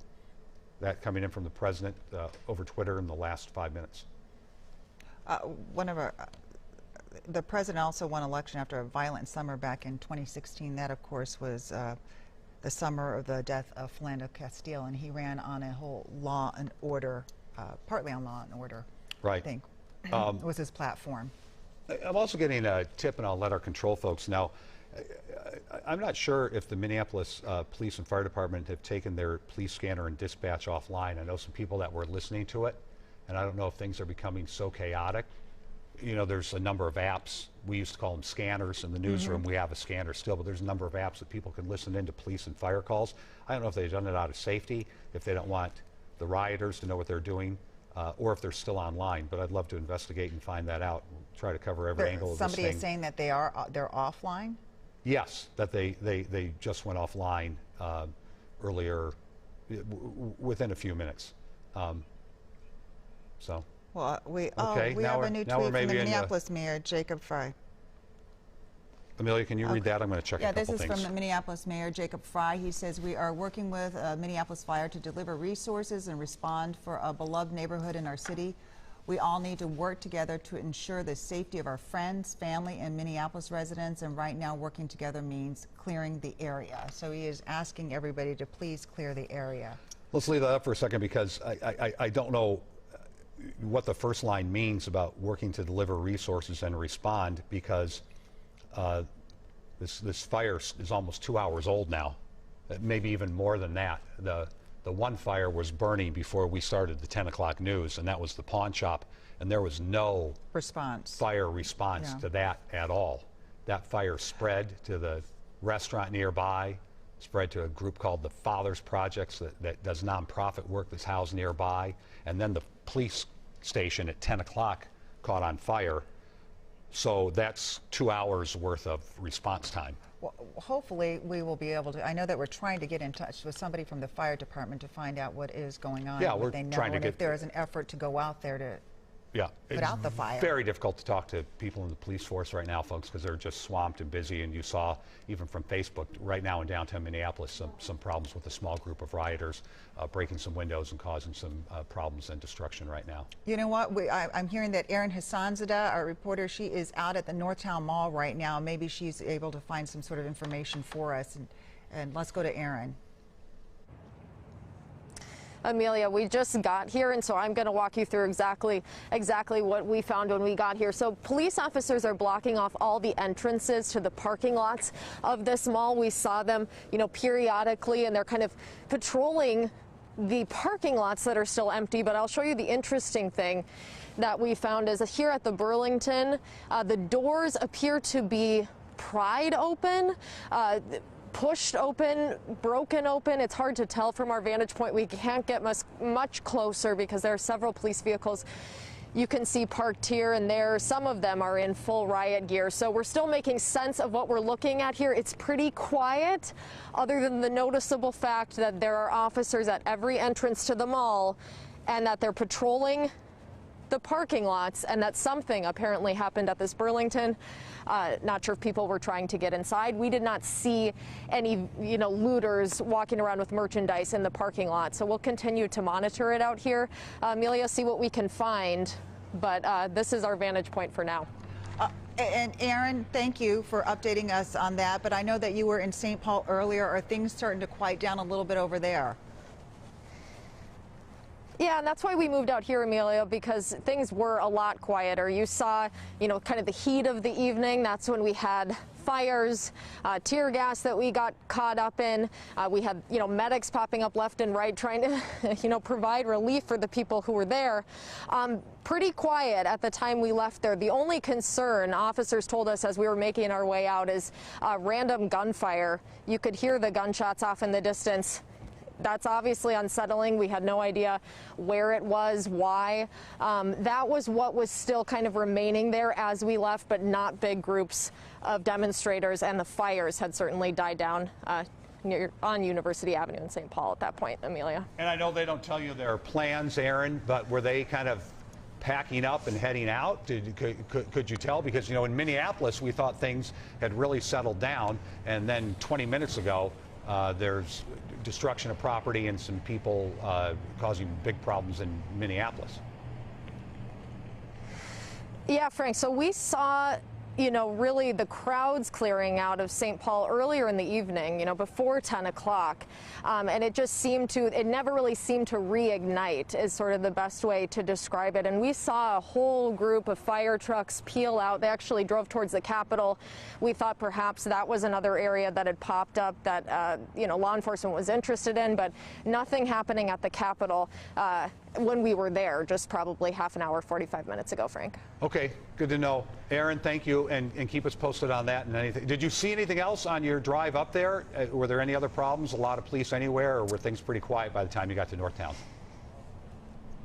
Really quiet drive up here, Frank, and quiet even here. I mean, I guess there are quite a few cars for it just being a Thursday evening, but hard to say without being in this area much if that's typical or not. I don't see a lot of people out walking around from where I'm at, and that would be unusual to me, obviously, with the mall being closed. But hard to tell what we're looking at this point. We're going to try to see what we can find out here, Frank. Okay, very good. Thank you. Thank you, Aaron. I've also put in a call. We're trying to get a hold of Pat Kessler. I'd love to get his idea of how state government works in terms of activating National Guard, getting people there, what it takes, why we haven't seen it. Interesting tweet from the mayor. Provocative tweets from President Trump. So Pat's dialed in with all those people. We'll try to get his perspective on that because of the number of things that are going on and happening right now. And there's also a tweet that was out that said the fire chief was on CNN saying that the fire scenes around Minneapolis are untenable. Safety is a big concern for firefighters. Untenable to get in to try to fight them. Yeah. Okay. Pat, thanks for joining us. Midnight here at 10 o'clock, the police abandoned the station. It's set on fire. There are many fires going on in South Minneapolis. There's some problems in downtown Minneapolis, certainly not as major. Grab my computer. Talk to us a little bit about what the governor's order means, how state troopers or how National Guard troops are activated, and the president's desire to maybe jump in. Are you with us, Pat? Okay, we'll get him there. Pat, can you hear me? I think he's trying to hook up. I heard him. Yeah. We'll get them, but those are questions. Pat is the gold standard when it comes to political reporting and knows all of these things. And now we're getting in a situation where the president's watching what's going on in Minneapolis. The mayor saying he's trying to getting some things done. The fire chief is on saying we can't, we can't get it we can't get in because there. of safety. But again, we've seen National Guard vehicles near fire trucks, and we're wondering if that's the key to make this happen, because again, I know it kills firefighters to watch fires burn and watch their city burn and not be able to get in and respond and do anything. Patrick, are you there yet? Oh, well, there you have it. Shows what Pat thinks. Was there. Shows you what Pat thinks of his coworkers. We'll go ahead and try to get him back. As we do that, we'll loop through some of this video just to give you a scope and feel of what's going on. The odd thing about some of these protests, I was talking to someone today a fellow journalist who covered the aftermath of the Rodney King protest. And people who are of a certain age will remember everything that happened with Rodney King. The first night was horrendous. After the police realized there'd be no consequences, the police officers. The second night and the third night of the Rodney King protests, riots in Los Angeles were even worse. And part of the concept behind that is that the first night is spontaneous. You're angry, you're mad, things happen, and it was spontaneous. Also, we had bad weather here. We had that pouring rain, and that flushed people out. Dispersed, Last night, it's warmer, it's hotter, but the reason that the protests got worse is that people who want to cause problems, people who want to riot and not protest, now are at home making Molotov cocktails, getting bats, getting rocks, being able to go ahead and say, I can go ahead and now really do that. So I hope that's not the situation we're in, but it's unusual, because I'm not sure that a lot of people thought that tonight would be worse than last night, but apparently it looks like it is. Well, it sounds like we have Pat Kessler on the phone now. Pat, please don't hang up on us again. Yes, this is a very difficult night for everybody in Minnesota, everybody in Minneapolis and St. Paul, as we watch these protests grow. I think one of the big questions, guys, is why isn't the city stepping in of Minneapolis and St. Paul? Why isn't the state stepping in to stop this violence, these fires, these conflagrations, these takeovers of the Minneapolis police precinct? It is a very big question. We know that the governor's office has sent 500 National Guard troops tonight to the Twin Cities to try to tamp down this violence, this looting, the fires. But we don't see them anywhere in the city. We also see tonight that President Trump has entered the fray. Just a few minutes ago, he tweeted that he cannot stand back and watch this happen, in his words, to a great American city. He's attributing it to the radical left mayor, in his words, Jacob Fry. Let's set that aside for just a moment. Here's what's important here. He says that he has spoken to Governor Walz and told him that the military is available to come in and do it. But then the president says this, as any difficulty that happens from now on, he says the federal government will assume control. And he says this, when the looting starts, the shooting starts. So this is a very strong reaction from the President of the United States in the midst of this really terrible event that's happening in Minneapolis and St. Paul tonight.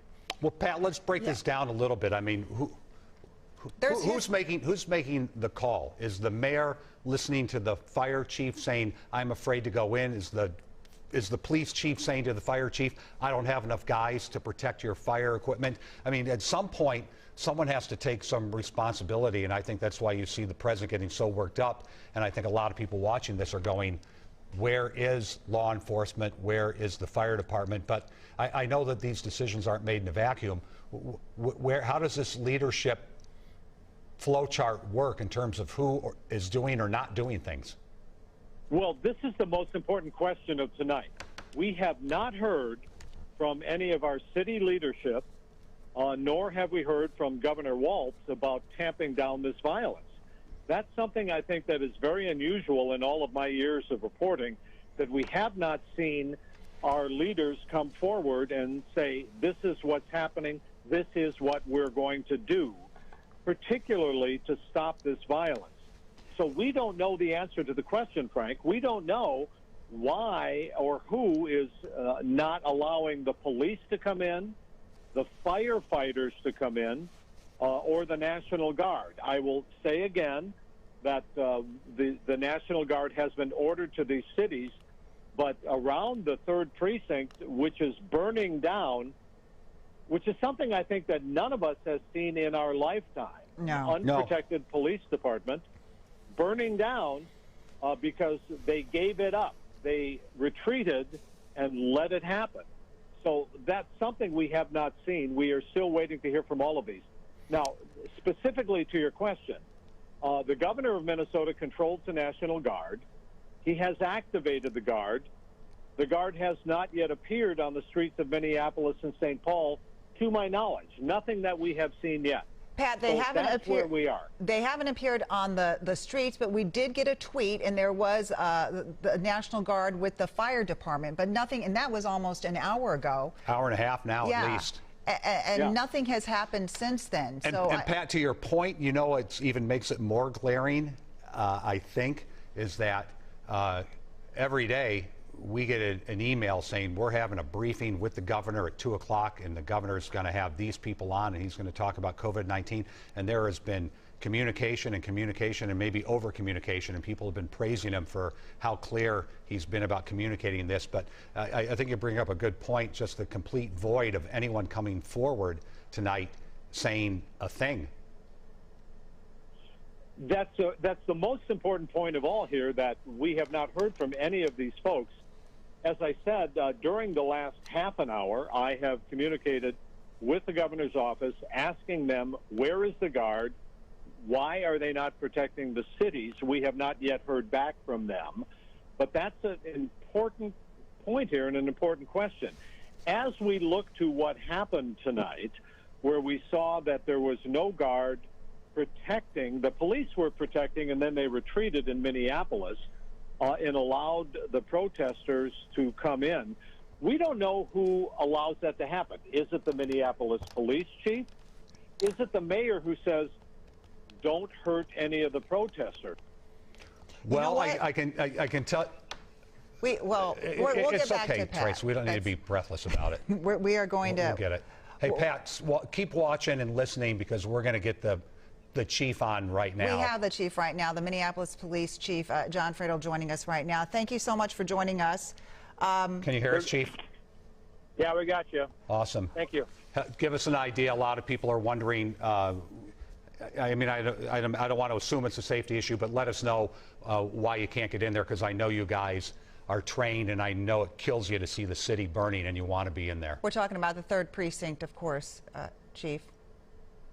Yeah, I was at a fire earlier, just a few blocks down in the evening, and then we could see from our vantage point that there was a little more action going on up around closer to the 3rd Precinct building. So we've left that first fire we're waiting, and we did attempt to send in what we call a task force response. This is a response that's been modeled for these types of sort of civil unrest type of situations. We send them in a smaller group of firefighters and limit the number of apparatus.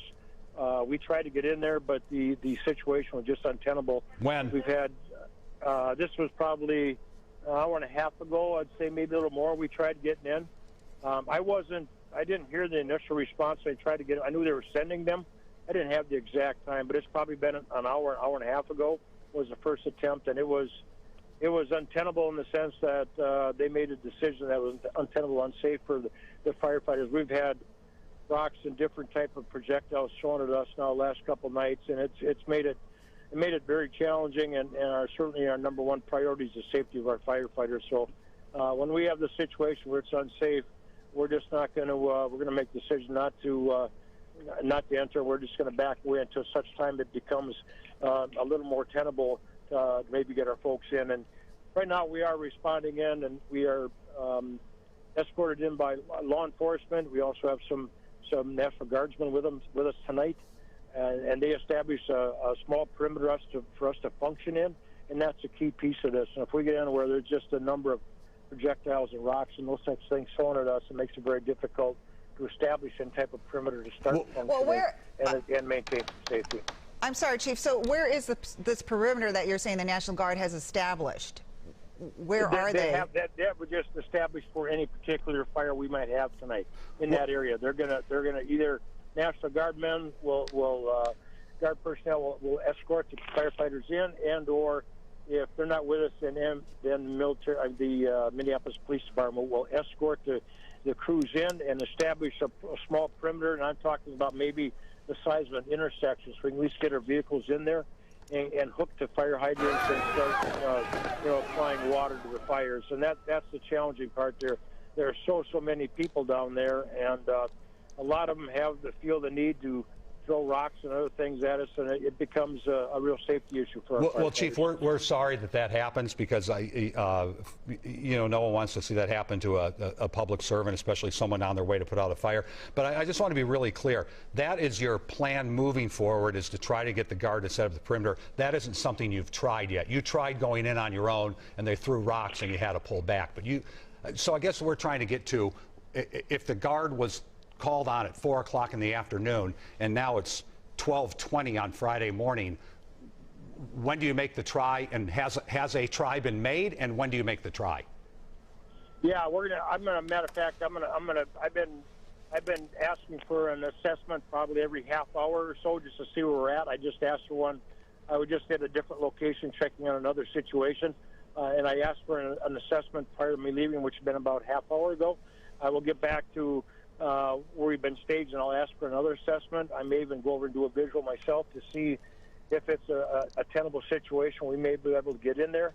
I have not had any visual eyes on that scenario, that situation over there at all. I know that we do have cameras in place, and members of the command staff are watching those cameras as we speak, and so I will rely on their assessment and their visual assessments that they're making, that we can effectively make an attempt to go in and extinguish those fires.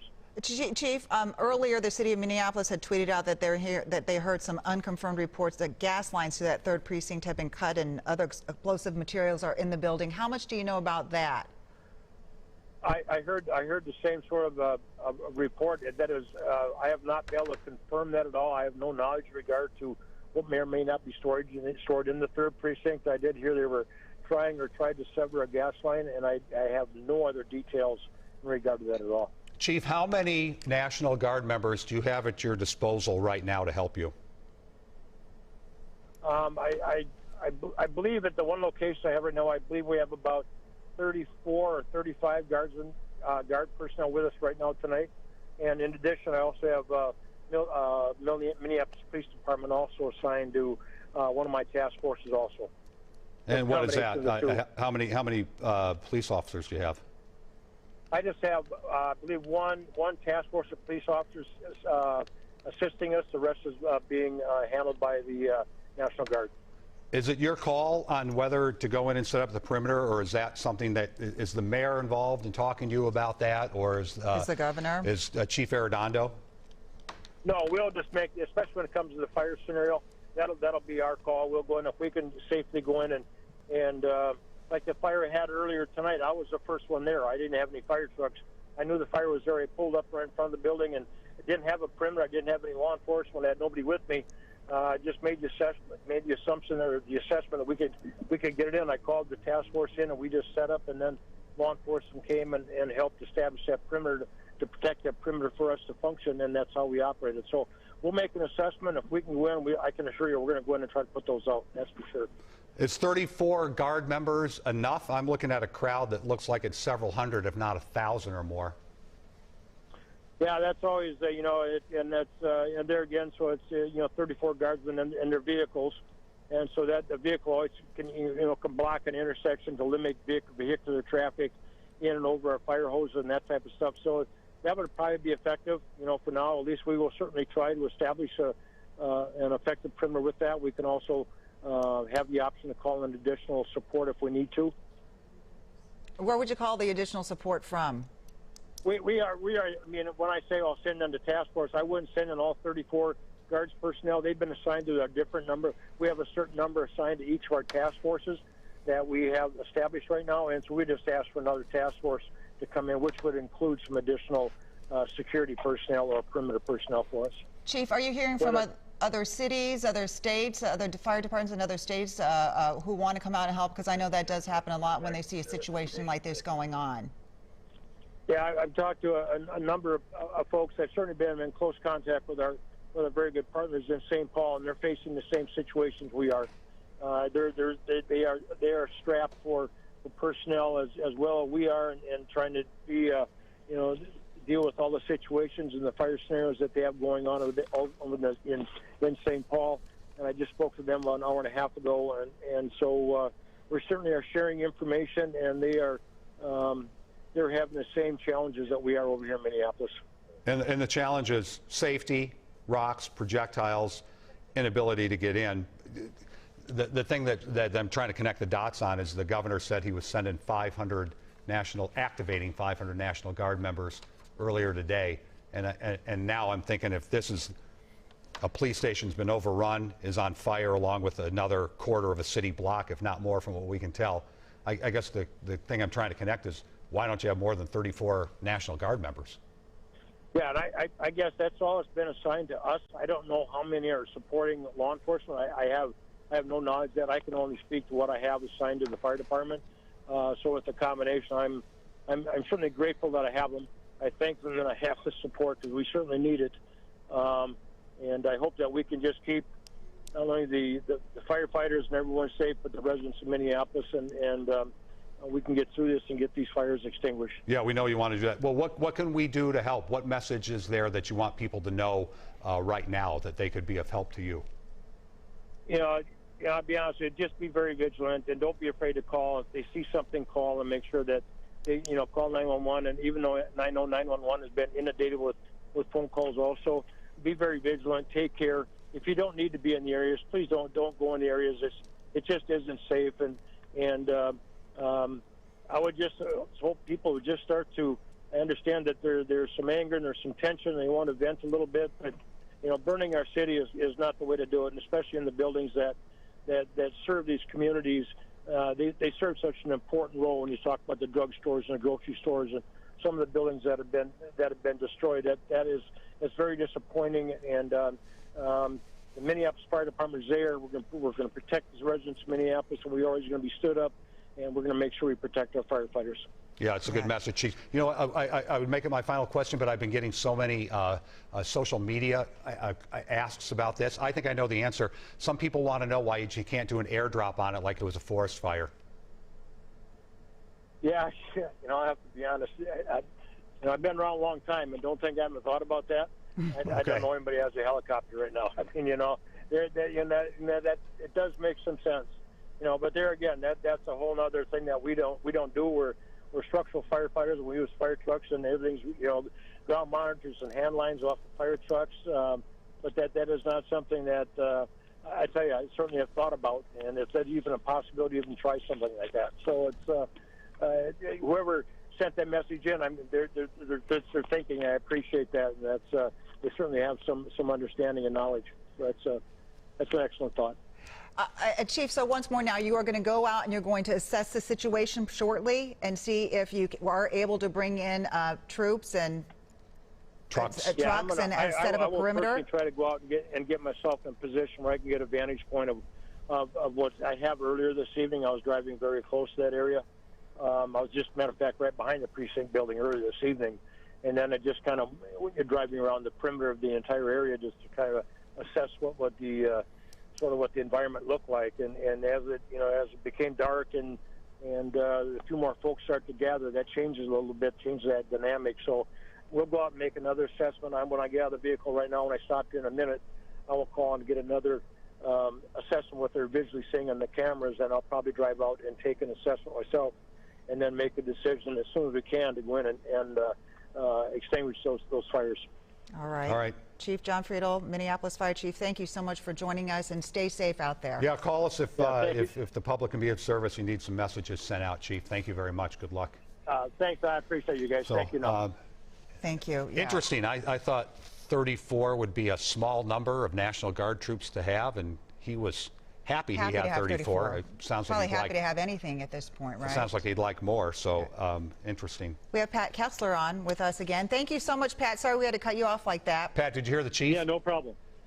Did you happen to hear Minneapolis Fire Chief John Friedel? I did, and I sensed what a difficult position he is in, but the question remains, why were they not able to protect the firefighters going into this, to keep the protesters away, and where was the show of force to do that from the city and the state? Now they just have to deal with the situation they have. They're doing the best they can with what they've got. That's what it appears to me he's saying. I think to a certain degree you're right, Pat. I mean, he said he tried to go in, too many rocks, projectiles. That's why I really wanted to press him about exactly how many National Guard troops he had. And I tried to press him on what exactly a task force is of police. I didn't get a number out of that. But and he said it's his call, but I guess that goes to the other issue, and maybe you can speak to this, Pat. So the days are blurring together now. I guess we're at Friday morning, so this would be on Tuesday. The chief said it was his call to start shooting the rubber bullets, and it was his call to fire the tear gas. This would be Chief Madera Arredondo, and his call on when to do these things. And he said he didn't want to escalate the situation at all, and the reason that he had his folks at the 3rd Precinct start to fire rounds and start to do these things is when the violent folks broke into the area where they keep the police cars, because the police cars have weapons inside and the police cars have ammunition, and once you break into that parking structure behind the 3rd Precinct, then you have access to the building, and that means we have access to more guns and more ammunition. He says, that's why I did it. So I guess my point, Pat, is if he's saying I'm the one making the call, I guess why aren't calls being made about how we go in, how we protect? And the biggest call of all is, did the chief make the call and say, at 10 o'clock at night, I'm abandoning the 3rd Precinct? That's what we don't know, and that's the biggest question I think we have to answer, not hearing from the mayor, not hearing from the chief. We now have heard from the fire chief, and we haven't heard from the governor. At what point do you escalate force to keep protesters away, to keep violence from happening, and do you move them in early? It's very easy for us to sit here and second guess.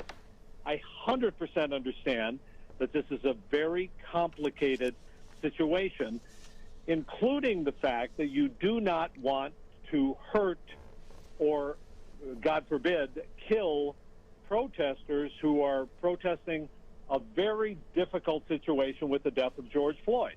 So we've got all of these things, all of these layers, one on top of another, but it doesn't appear as if anybody is actually in charge. And if they are, they're not telling the public. They're not telling the rest of Minnesota. We'll see what happens now overnight as the National Guard is moving in, as now the President of the United States is threatening to come in with the approval of the governor, with whom he spoke tonight and said the military is available. This is a very difficult situation for everybody involved. But why it got to this point, not just in Minneapolis, but also in St. Paul, is a very big question, I think, that our public officials need to answer. No, you're absolutely right about that. I'm hearing from a former Minneapolis police officer who is just out of his mind because he's saying you never let a precinct burn to the ground. Well, Pat, to that point, I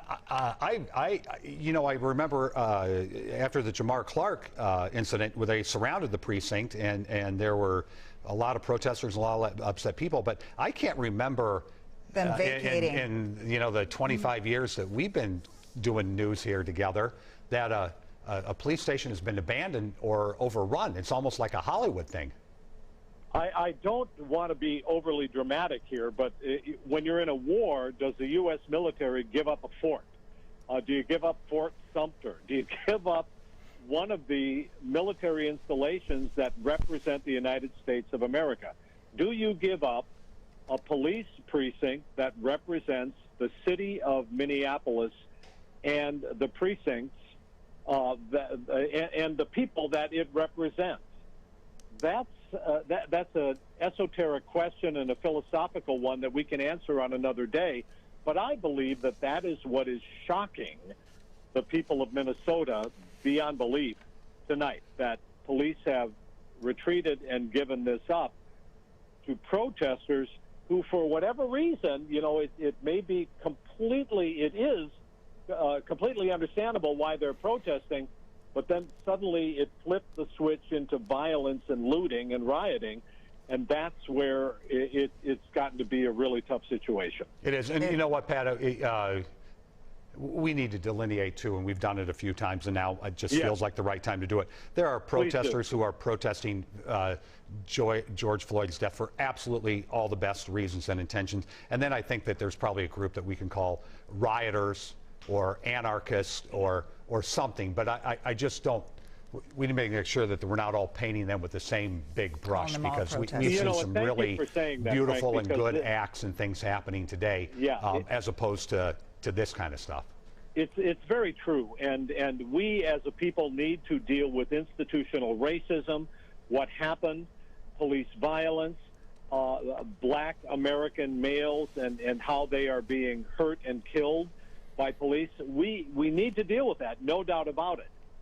At the same time, we need to deal with violence against ourselves, the public, and what's happening. And that's what is so difficult to break apart here. It's a small minority, and I've been talking with state officials and other local officials who believe that there is a group that is trying to incite violence, to foment violence, and who is instigating this, but they haven't been able to carve them out of this larger group of peaceful protesters.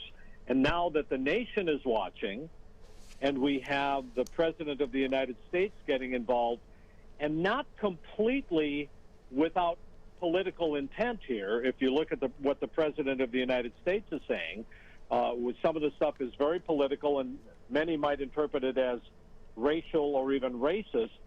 Now that complicates it even further. But the president is threatening and offering to get involved.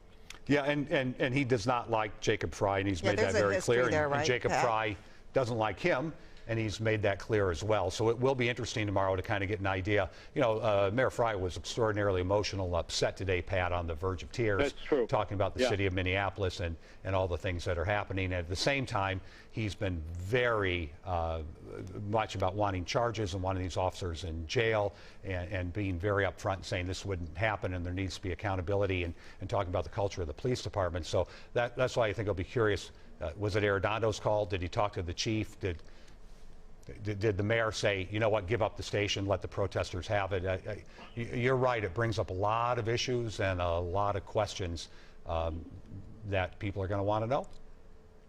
It's true. And one of the things that I think exacerbated this a little bit today was the press conference by the Hennepin County Attorney, the U.S. Attorney, and the FBI, which did not really advance any investigation into the death of George Floyd, and raised questions about whether these officers might even ever be charged.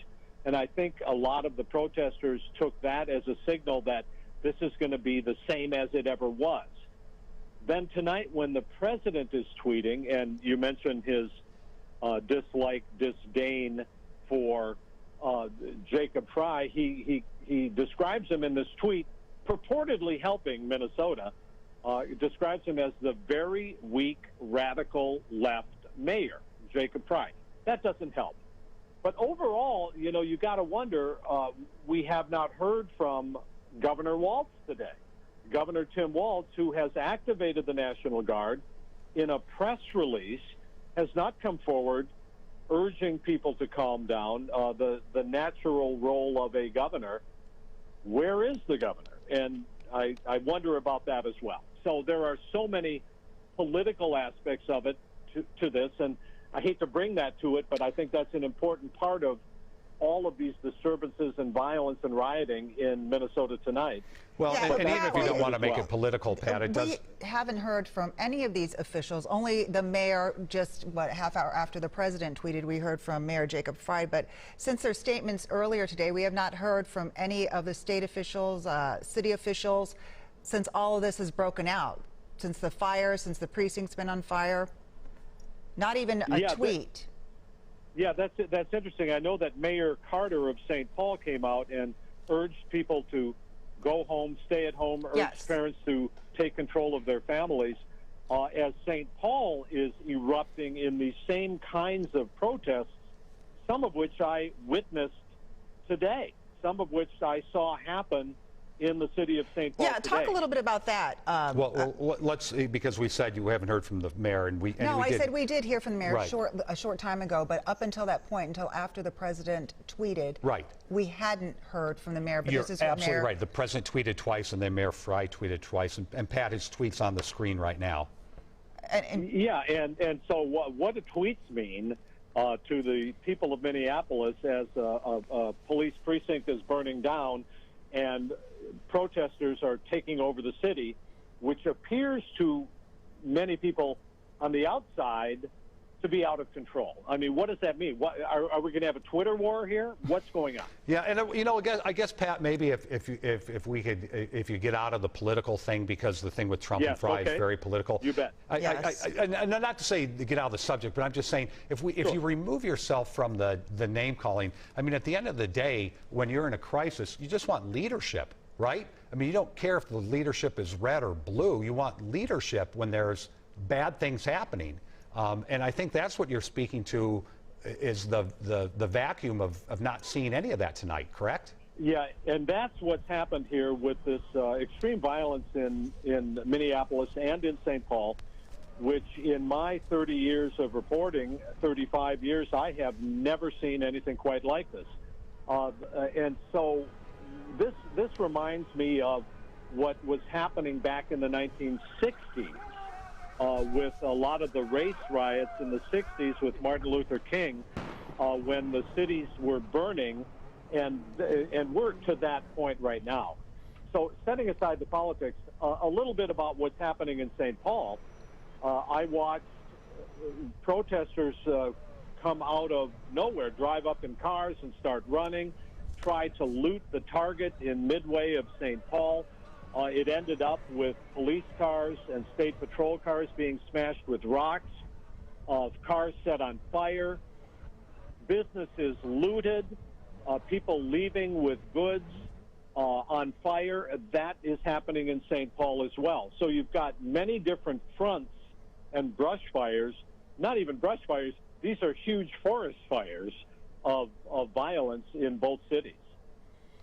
Yeah, and you know, Pat, I mean, I think there's a manpower issue too. I mean, when you're talking about calling in DNR conservation officers for help, I think that speaks to it, and the fact that they activated the Guard. But and again, I don't know how the Guard deploys, how many people they have available, where they are, but you would think that you'd think, boy, it's hot. People's tempers are flaring. We're in another night of this. We just saw the FBI and the Hennepin County Attorney say, be patient, we're trying our best. Tonight could be a bad night. You would have thought there would have been more in place to prevent this. Yeah, and think about, and let's all stand back for just a moment and remember that we are in the middle. Did we just lose Pat?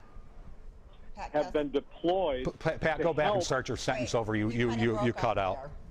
Yeah, let's go back and remember that we are in the middle of a pandemic, and many of these National Guard troops have been deployed to help at nursing homes and at prisons and in different cities around the state.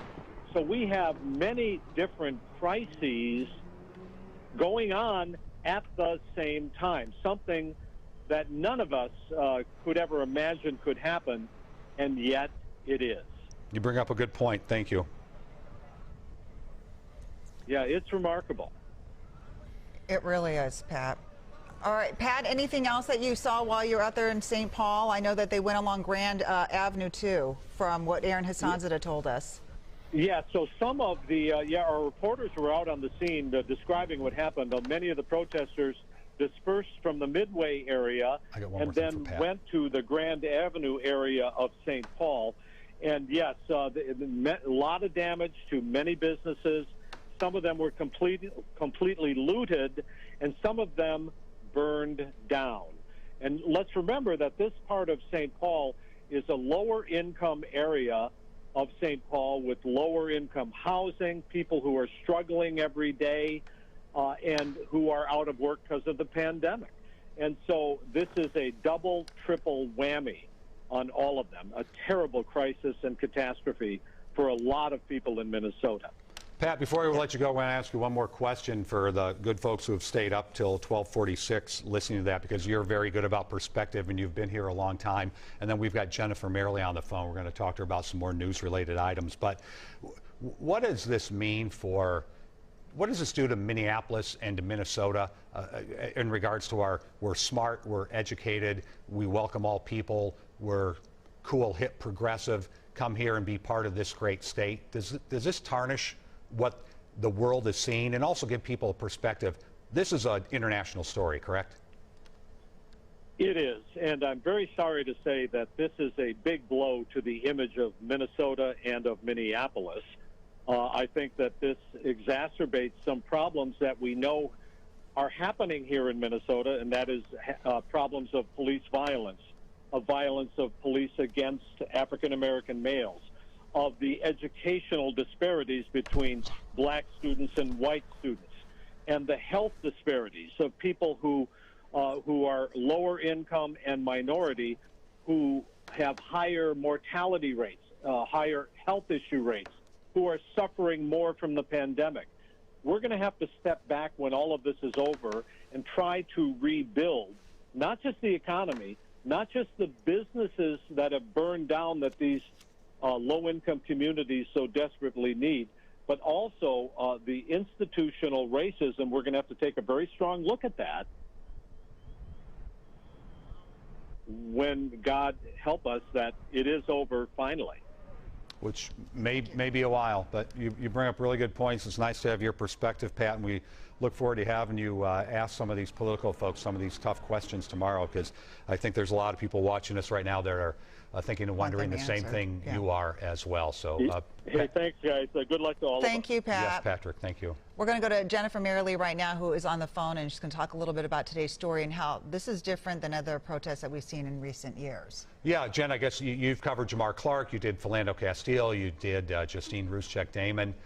This sure feels different, doesn't it? It does. You know, Frank and Amelia, it felt different from the start of this. And I think there's a number of different reasons. Pat was just talking about we're in a pandemic. We're already stressed. Emotions are high.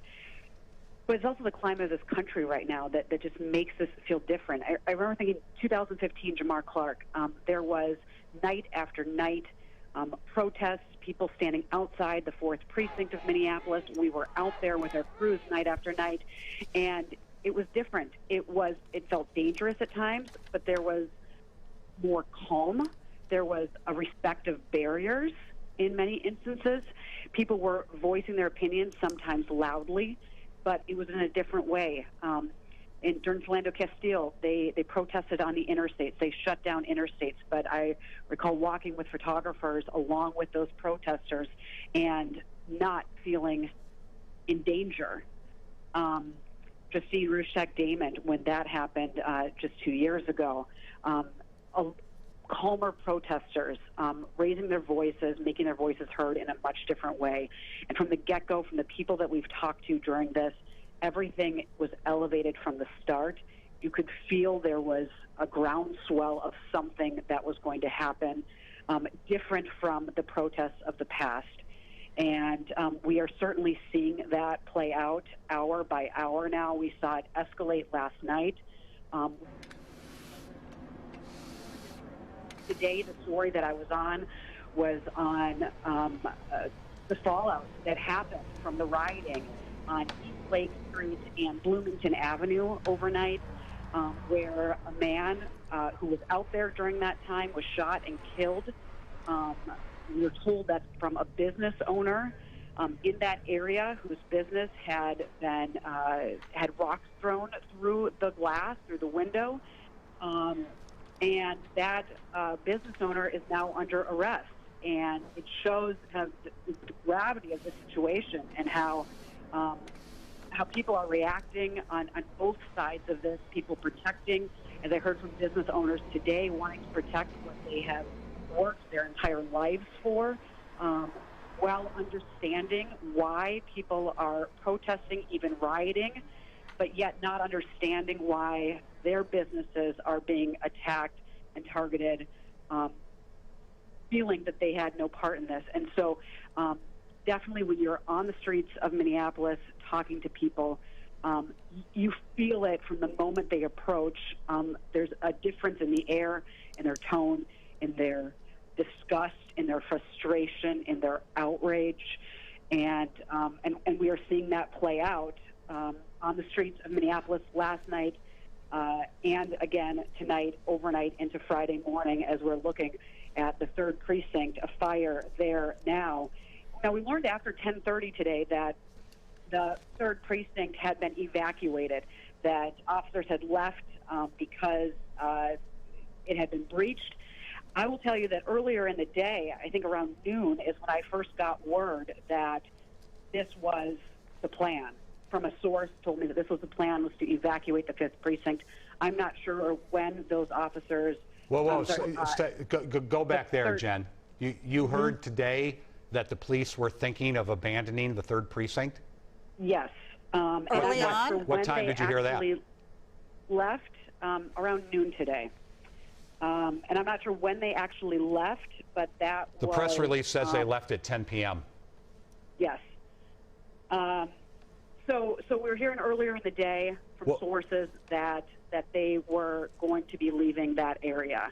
And again, we're looking at video now of the flames and people outside that 3rd Precinct, throwing things inside and continuing to engulf, continuing that fire to grow. So wait, what's the rationale earlier? for leaving? What's at noon today? Why are they thinking we're going to leave? I'm not sure, Frank. The only word I got from sources was that the order was that officers would leave the 3rd Precinct. Again, there was no timeline given to me earlier in the day, just that eventually they would. That eventually they would. Well, that needs, obviously, we'll do a lot of follow-up on that. And I don't know if you heard the conversation we had with Pat in terms of chain of command, leadership, orders, lack of communication. But, I mean, that's a big deal, because if you're going to leave, it's a symbol of everything some people are upset about, right? I mean, what do you expect to happen if you leave the building? Right, and I'm not, again, there are many reasons that could have been the case, and I'm not going to speculate on that tonight. But yeah, and I'm not asking you to. That could have happened, but as I am told from sources, the order came down earlier today that at some point officers would be evacuating the 3rd Precinct. Wow. That's interesting, because when we got the update, or the statement, rather, it was at 10 o'clock tonight. They said that they evacuated at 10 o'clock tonight. Yeah, but there's not been anyone to ask, to Jen's point, hey, Chief, was this a spontaneous decision? Have you been thinking about this all day? Has the mayor been involved with it? Have you been thinking about it for 2 days? Why did you do it? I mean, it brings up a litany of questions.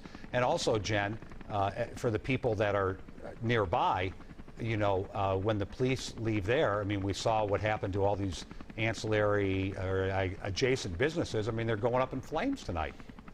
Right, and they talked about it yesterday with the police holding that barrier, and when that barrier was breached yesterday, that's when they took more action against the people who are outside the 3rd Precinct. I'm sure all of this plays into it at some point, right? That the barriers are breached, people aren't respecting boundaries, people are acting in ways that we're seeing out there on the video, throwing things, throwing rocks, more acts of violence, and you would think that all of that would play into a decision like this. Well, the other part of See how- it too, the other side of that is that they, the chief made a conscious decision. I don't know if it's the chief or it's the mayor or it's his entire staff, but it's the decision. We're not going to pepper spray en masse. We're not going to bring trucks in. We're not going to arrest people. We're not going to. They want to de-escalate as opposed to escalate. We're not going to build a higher barrier. We're not going to bring in more officers. I mean, they made decisions, but as good reporters, there's a flip side to that decision, right? Like, do you fall back? Do you do nothing? Do you strengthen things? And obviously, they're making some conscious choices about which way they wanted to play this. Right, and we're seeing those decisions play out, obviously, there tonight with people still outside the 3rd precinct and it being on fire, engulfed in flames early into Friday morning. Hopefully we'll get some answers tomorrow and be able to talk to the officials, the police chief and fire chief. Jen, I know that you've done stories in the past, and one of the big things here, obviously, the protesters are really upset and they're demanding justice, and they would like to see an arrest of these 4 officers. Yes. Can you tell us a little bit about the background of these officers? Yes, we've been looking into their backgrounds since their names were released. And Derek Chauvin is the former Minneapolis police officer who you saw with direct contact with George Floyd with his knee on his neck. He had been with Minneapolis police for 19 years, starting in 2001. He was the most veteran officer on the scene. And we know that he had 2 complaints which resulted in discipline, including letters of reprimand, but 16 other complaints during his time with the police force. We are told those were closed without discipline.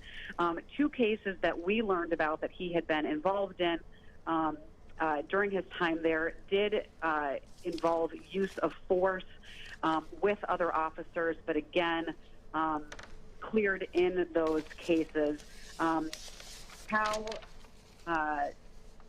KHOU, who is the officer that was seen in the video. You're seeing it there on your screen on the right-hand side.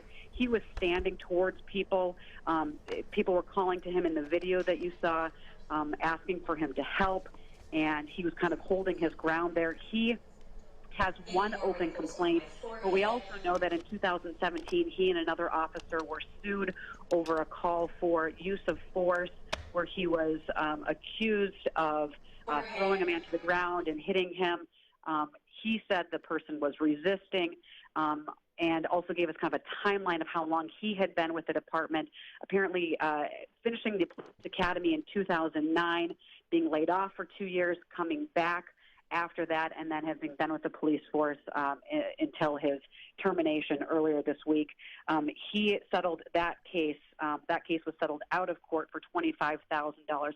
The other 2 officers, Thomas Lane and J. Alexander King, were newer officers to the force, having started in 2017 and 2019. We know that those officers had no letters of reprimand or anything, any discipline in their file. So again, newer officers that were paired together.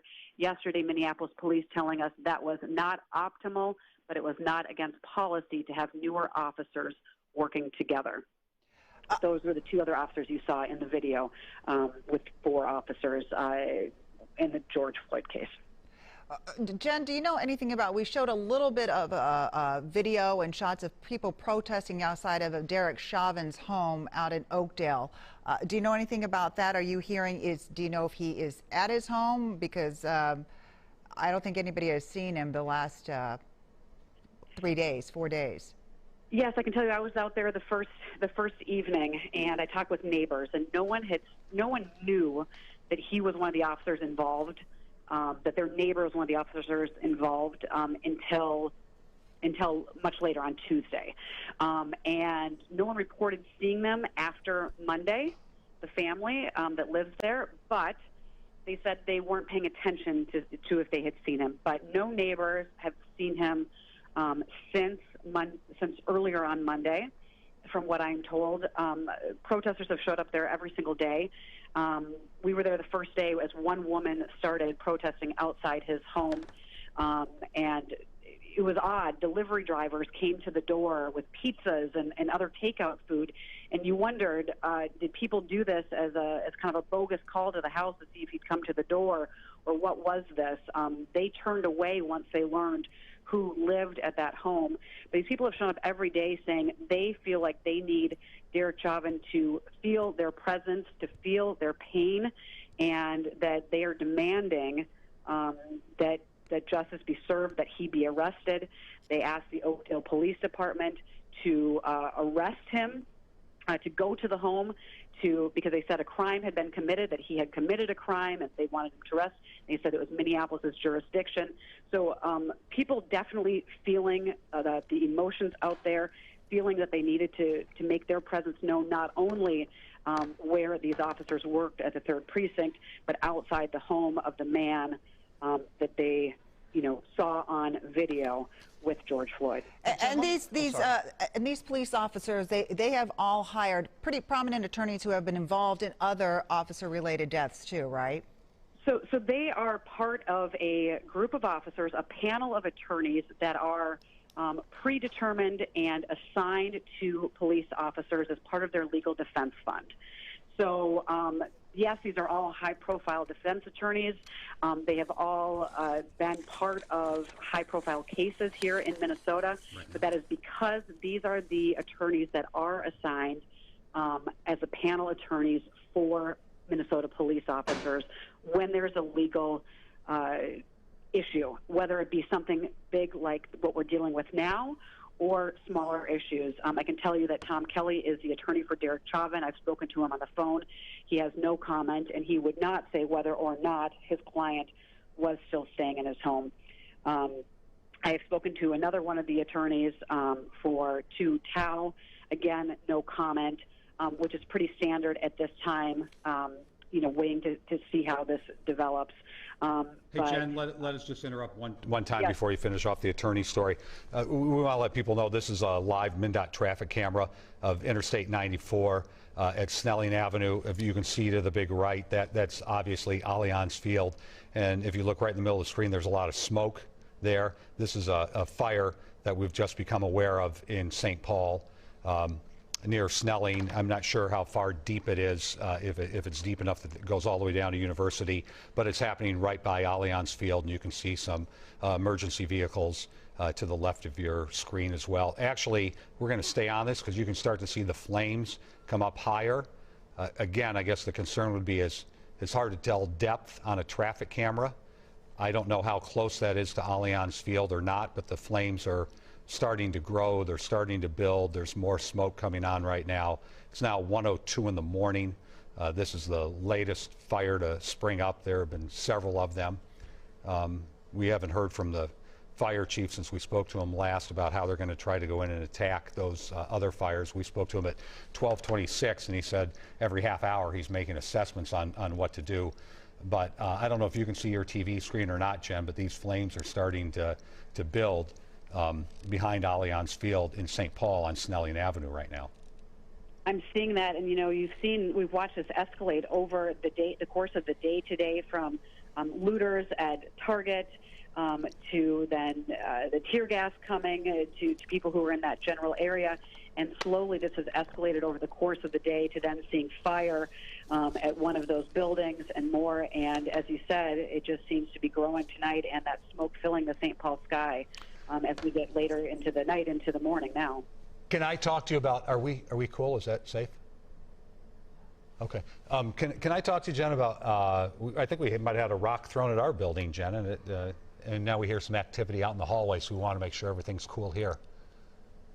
So bear with us for a sec as we keep watching this fire and any other news that pops up here as we head into Friday morning. So, you mentioned Jamar Clark in the 4th Precinct, and I remember that really well, and the Flanicos Castile, and of course, recently the Justine Damon. When I remember if you saw 2 or 3 rocks thrown at the 4th Precinct in the Jamar Clark thing, it was like, wow, it looked like a big deal. This is so dramatically different. This is just violence in people's face, screaming, yelling, profanity, extraordinarily upset. I don't remember fires being set. No, no, I'm talking about now. No, I'm talking about. No, there was none of that before. No, so right, I guess yes. I guess I'm making a differentiation because I think it was so dramatic. I remember one night I was out there. Our colleague Reg Chapman was out there, and he was part of a group. He was helping some folks, and he was part of a group that was tear gas. And it was so dramatic that had happened, and that was I believe the first time that it had happened, and it was very rare. Now we are seeing this on a continual occurrence. Tear gas being used, those other pellets being used to try to stop this. Jen, let's go to the picture. Let's go to the pictures on our screen, and we'll get back to that. We just saw one of those new video that was close up at the 3rd precinct. Right there, there's a fire burning at the 3rd precinct. That's one of those pieces of equipment that the police use to monitor. They have cameras on them that they can spin around, and that was toppled to the ground, and then you'll see kind of a little bit of an explosion from it as it ignites even more right there. This video is just coming in, Jen, so we just want to share this and get this on the air. There's a nice 4-letter word written on the side, spray painted on it, which again we didn't see in those other protests.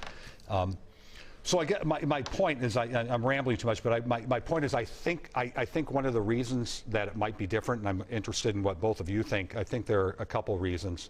I think number one is we have this long, horrible, dramatic video of George Floyd underneath this police officer's knee, and everyone gets it, and everyone hears him, and everyone hears him pleading.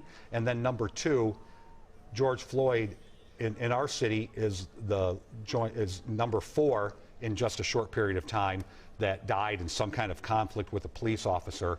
And in the big picture of our nation, you've got Eric Gardner and all these others. And I just wonder if you think that it's A, what role you think the video played, and B, people have just, like I saw this guy hold up a sign that said, enough. And before you answer, let me tell people that this fire is now really starting to spread. Is it going towards Allianz? That's what the concern would be. I mean, I know a lot of people love that stadium, and it was just built for... It looks like it's going directly... $280 million. And now you've got a fire that just keeps on spreading and spreading that started about 1:02, which was only 5 minutes ago. And I just can't tell how close to Allianz Field it is. I can tell that it's near Snelling and kind of back towards University. And I also don't see, I see the flashing lights, but I don't know if we have more fire equipment. I don't know if the National Guard is with the St. Paul Fire Department in the same way that the National Guard is with the Minneapolis Fire Department, if they have enough rigs, if they have enough protection to send the firefighters out. Sure.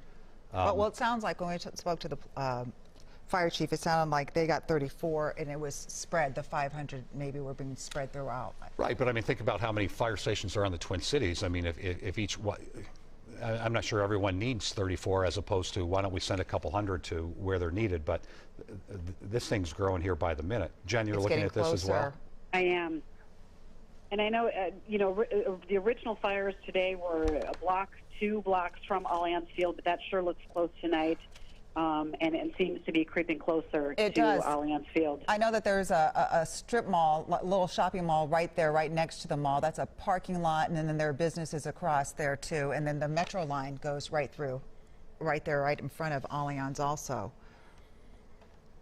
Yeah, well, if you don't think we're going to be news tomorrow all over the world for what happened tonight, if Allianz Field goes up, my goodness.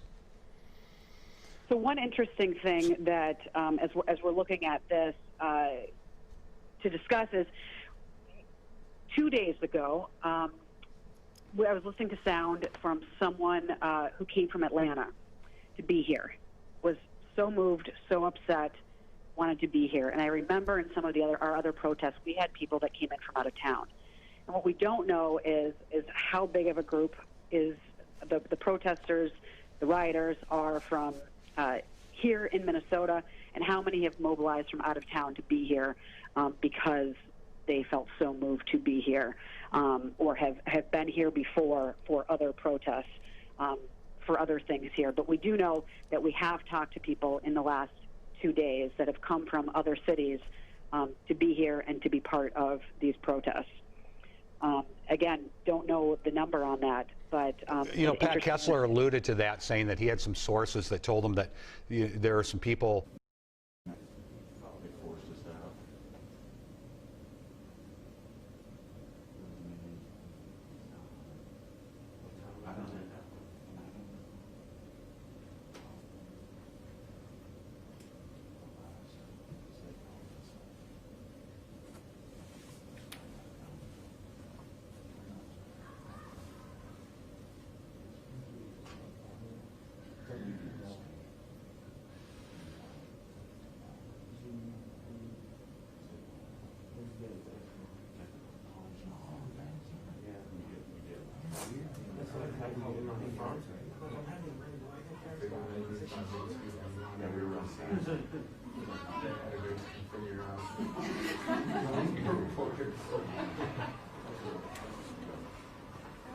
Strip reporters does it take to cover one?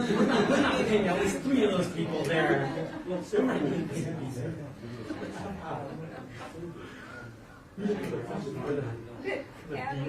Abby emailed us about how much overtime we worked, and I just like laughed out loud. And I was thinking to myself, you wouldn't be able to afford just Lamores.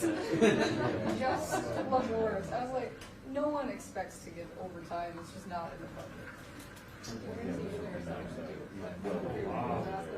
I mean, it would be nice. You're gonna ask for times like this, they'll give it to you for sure. You know, like. Well, I think she's trying to get something, but like I could yesterday I worked a 20-hour day. Right.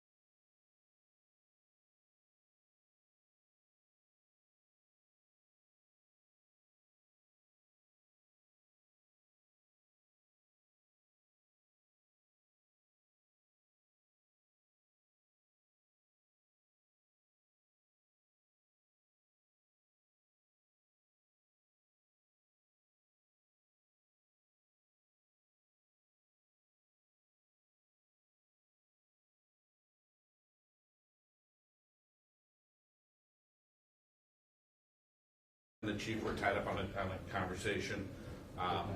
Most sincere apologies. It'll be probably 3 to 5 more minutes. 3 to 5 more minutes. And you're on the wrong side of the river. I know.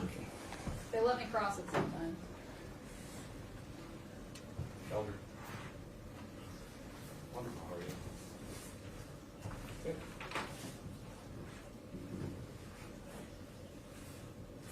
Yep.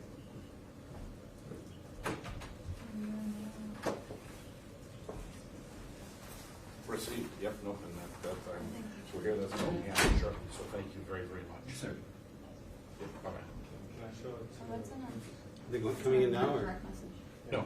Okay. No, go ahead. All righty. Yeah. I'll give you a 2-minute warning. I promise. Thanks. Thank you.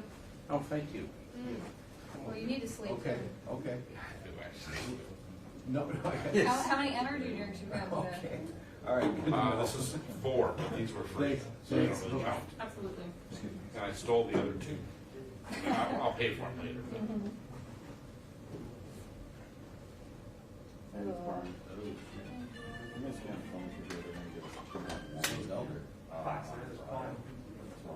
I didn't even think, I was never going.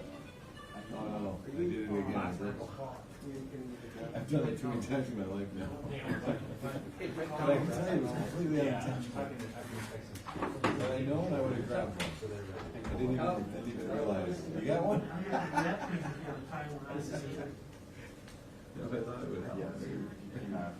Oh my God. Yeah. Well, I am. I've been up all day. I am on the for a conference right now. Is there anybody that's still on the Here, hold on. Let me message. Well, no, I was gonna say, could you send it to Ed? Yeah. Just so you give him a heads up. Because I think that was. Yeah. What time? Let's put that in that red. I don't think we can do another makeover, can we? Oh, I don't know, but I mean, it is. For online, we certainly could. Well, that's, I don't know how long this is going to go here, and then I have to do it for my, employer. I'm open to doing it. But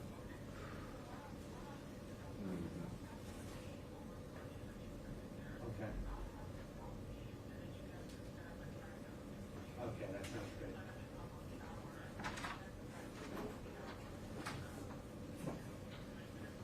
Oh, okay. That sounds great. It's awesome to hear from you. Thanks for thinking of me.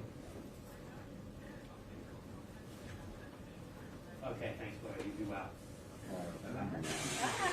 Hello. Sorry. Hello.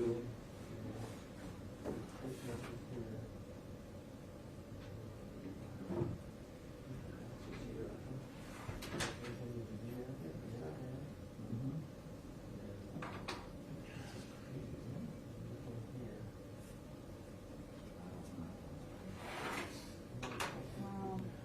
Steve's back again.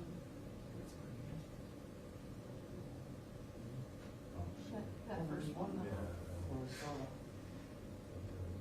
You deserve another forward sentence.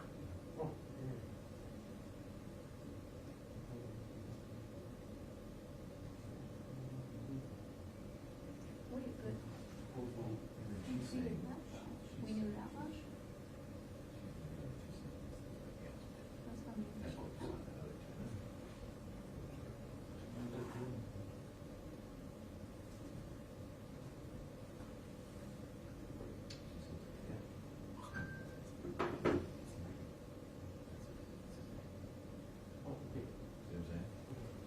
That's what she's saying. She's saying it's hers. Which is weird. Yeah. Right.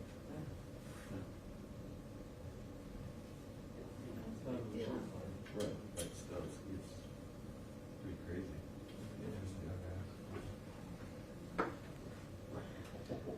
Could be like felony.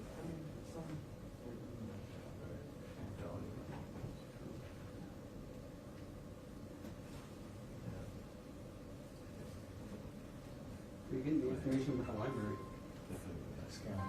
Hello?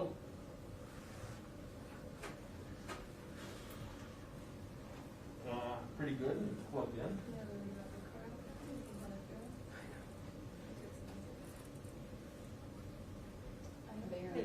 Bob, who do you think you're talking to? Mine wouldn't start last night. I think it's just been sitting for weeks on end without use, and it's quite old. Thank you guys for being so patient. He's gonna be up in just a minute. Good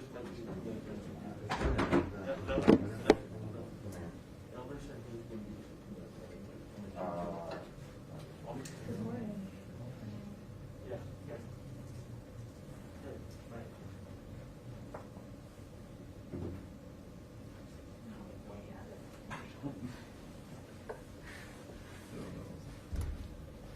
Maybe he knows who the job.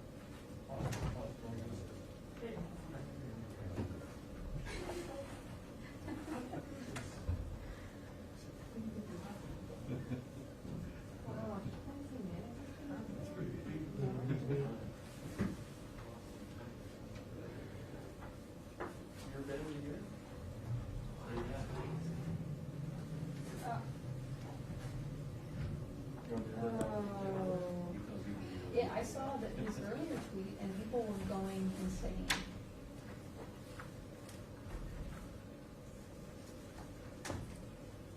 I've really pulled back a lot of my lessons for the last 2 years for that reason. Yeah. People are afraid of things to jump on you and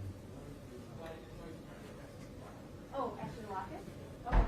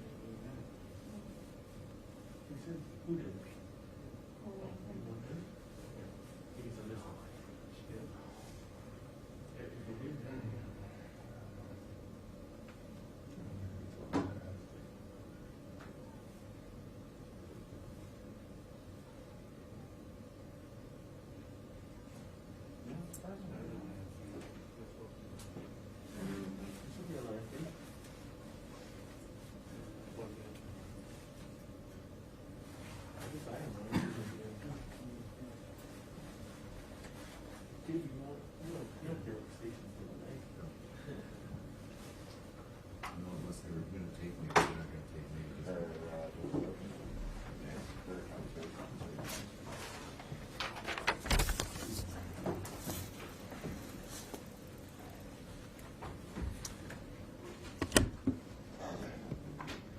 Earlier this evening, after receiving real-time information from our Chief Arredondo, and after having numerous phone calls with him regarding the evolving situation at the 3rd Precinct, it became clear that there were imminent threats to both officers and public. And the danger became necessary, and I made the decision to evacuate the 3rd Precinct.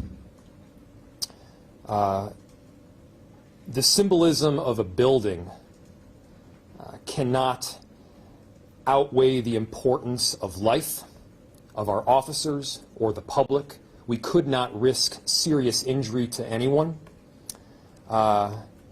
And we will continue to patrol the 3rd Precinct entirely. We will continue to do our jobs in that area. And, you know, brick and mortar is not as important as life. Happy to answer any questions on this topic. Ma'am, at what point did you hear that people, did you receive word earlier in the day that people might be interested in protesting at or going into the 3rd Precinct? We have received reports regarding many attempting to get into the 3rd Precinct on numerous occasions, yes. What's your response to President Trump's tweets saying that looters should be shot? Have you seen the president's tweets? No, I have not. Can you? I'd have to bring it up here to quote it exactly. Does anybody else have that up here? Mayor, what's the plan here? What are we doing? With regard to? Clearing the streets. A lot of businesses have been burned down. A lot of livelihoods have been hurt.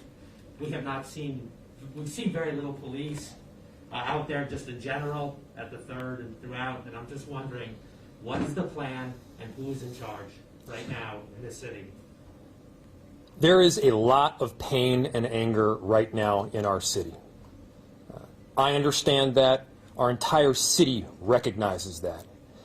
What we have seen over the past several hours and the past couple of nights in terms of looting is unacceptable. Our communities cannot and will not tolerate it. These are businesses, these are community institutions that we need.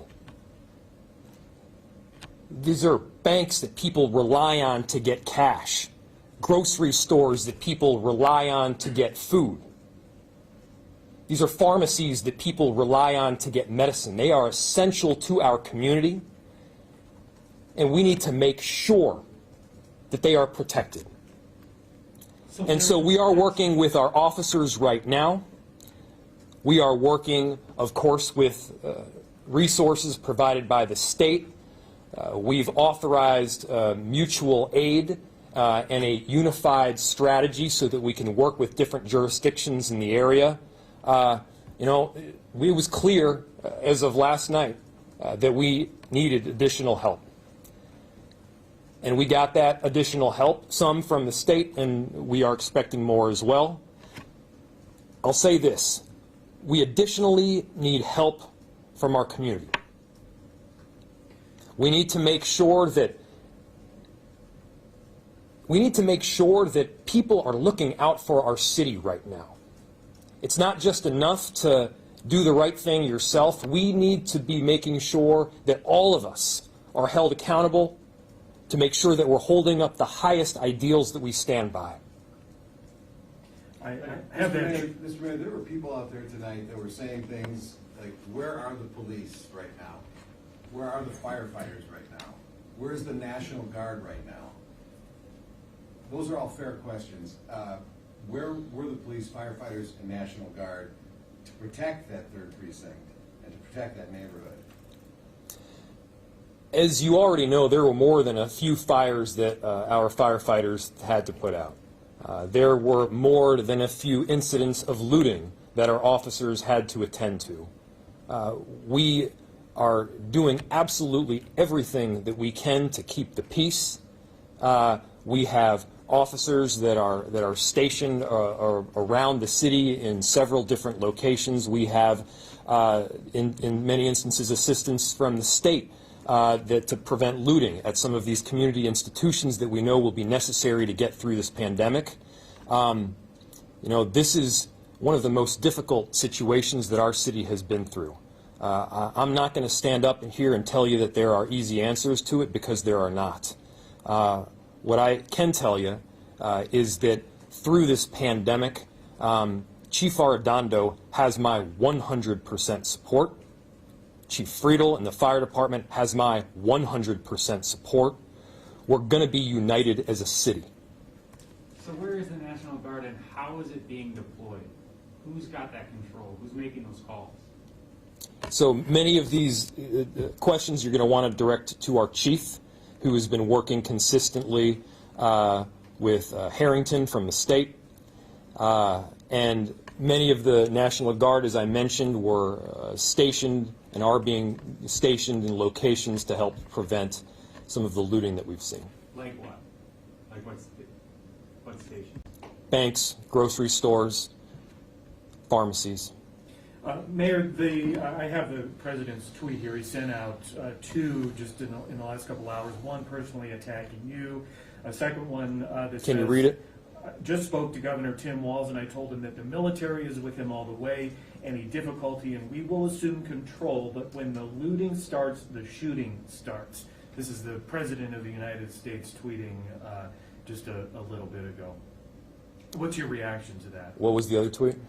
There was an earlier one calling you a radical leftist and a weak mayor, and to get things under control. And I have it here. I can't stand back and watch this happen to a great American city. A total lack of leadership, says the president. Either the very weak radical left mayor Jacob Fry get his act together and bring the city under control, or I will send in the National Guard and get the job done right. That was the first of 2 tweets from the president. Well, let me say this. Weakness is refusing to take responsibility for your own actions. Weakness is pointing your finger at somebody else during a time of crisis. Donald Trump knows nothing about the strength of Minneapolis. We are strong as hell. Is this a difficult time period? Yes, but you better be damn sure that we're going to get through this.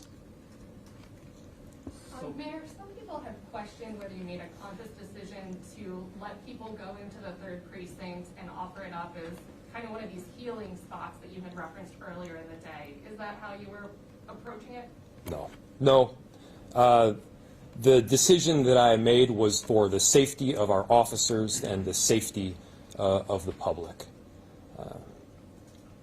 The symbolism of a building cannot outweigh the importance of life.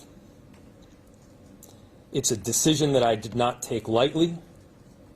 I understand the importance of a precinct, but we are able to regroup and continue providing the same service to the 3rd precinct as a geography. Mayor, at what point did you make that decision? I don't remember the exact time. Was it earlier in the afternoon or just a couple hours before it was taken? As situations started to escalate more and more, as we saw more and more people breach the perimeter, as we noted, we have to have our officers at many locations throughout the city to prevent looting and crime. It became obvious to me that safety was at risk, and it became obvious to me that we could take a different route that would better assist both the public as well as the safety of our police officers. Mayor, any idea how many officers were in that building when it was breached? I think you have to talk to the chief. And 2, is there a calculus in terms of property versus engaging protesters or being more overt with force? Is there a decision-making process in terms of building versus engagement? I don't understand your question. I mean, you have a decision to make whether the building, the 3rd precinct in general, some of those businesses on that corner, should just be let go, no police responding to it, or do you engage the protesters and clear them off the streets by, any means necessary, the tools that are at your disposal in terms of a heavily, tooled urban police force that I would imagine have the tools to clear streets. Yeah, I'm still not following. The decision comes down to public safety, period. So what do you tell the public? I'm going to take one more question, yeah. So what do you tell the public in that community that doesn't have that precinct to work from to help protect the other homes or other businesses? The resources that we will offer to the people of the 3rd precinct will continue, period. The building is just bricks and mortar. It's a building. What if it does get worse? You talked about the community needs to help, but what if they don't? What is that plan to address that? I've been in touch with Governor Walz at the state. Again, we have expressed the need for resources. We are appreciative already of the assistance that we've gotten in the form of state patrols, and as you know, we've requested the National Guard as well.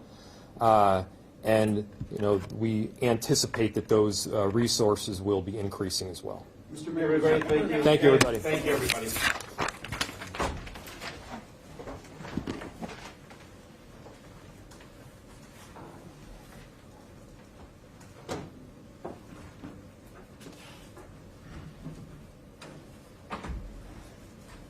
Can you address any of the questions that he referred to the chief regarding? sorry, I Can you can't. make the chief available? Is the chief coming up? No, chief is not coming up. The chief is, I believe he was at the command center last I left. Where's the command center? Pardon me? Is the command center? SEOs.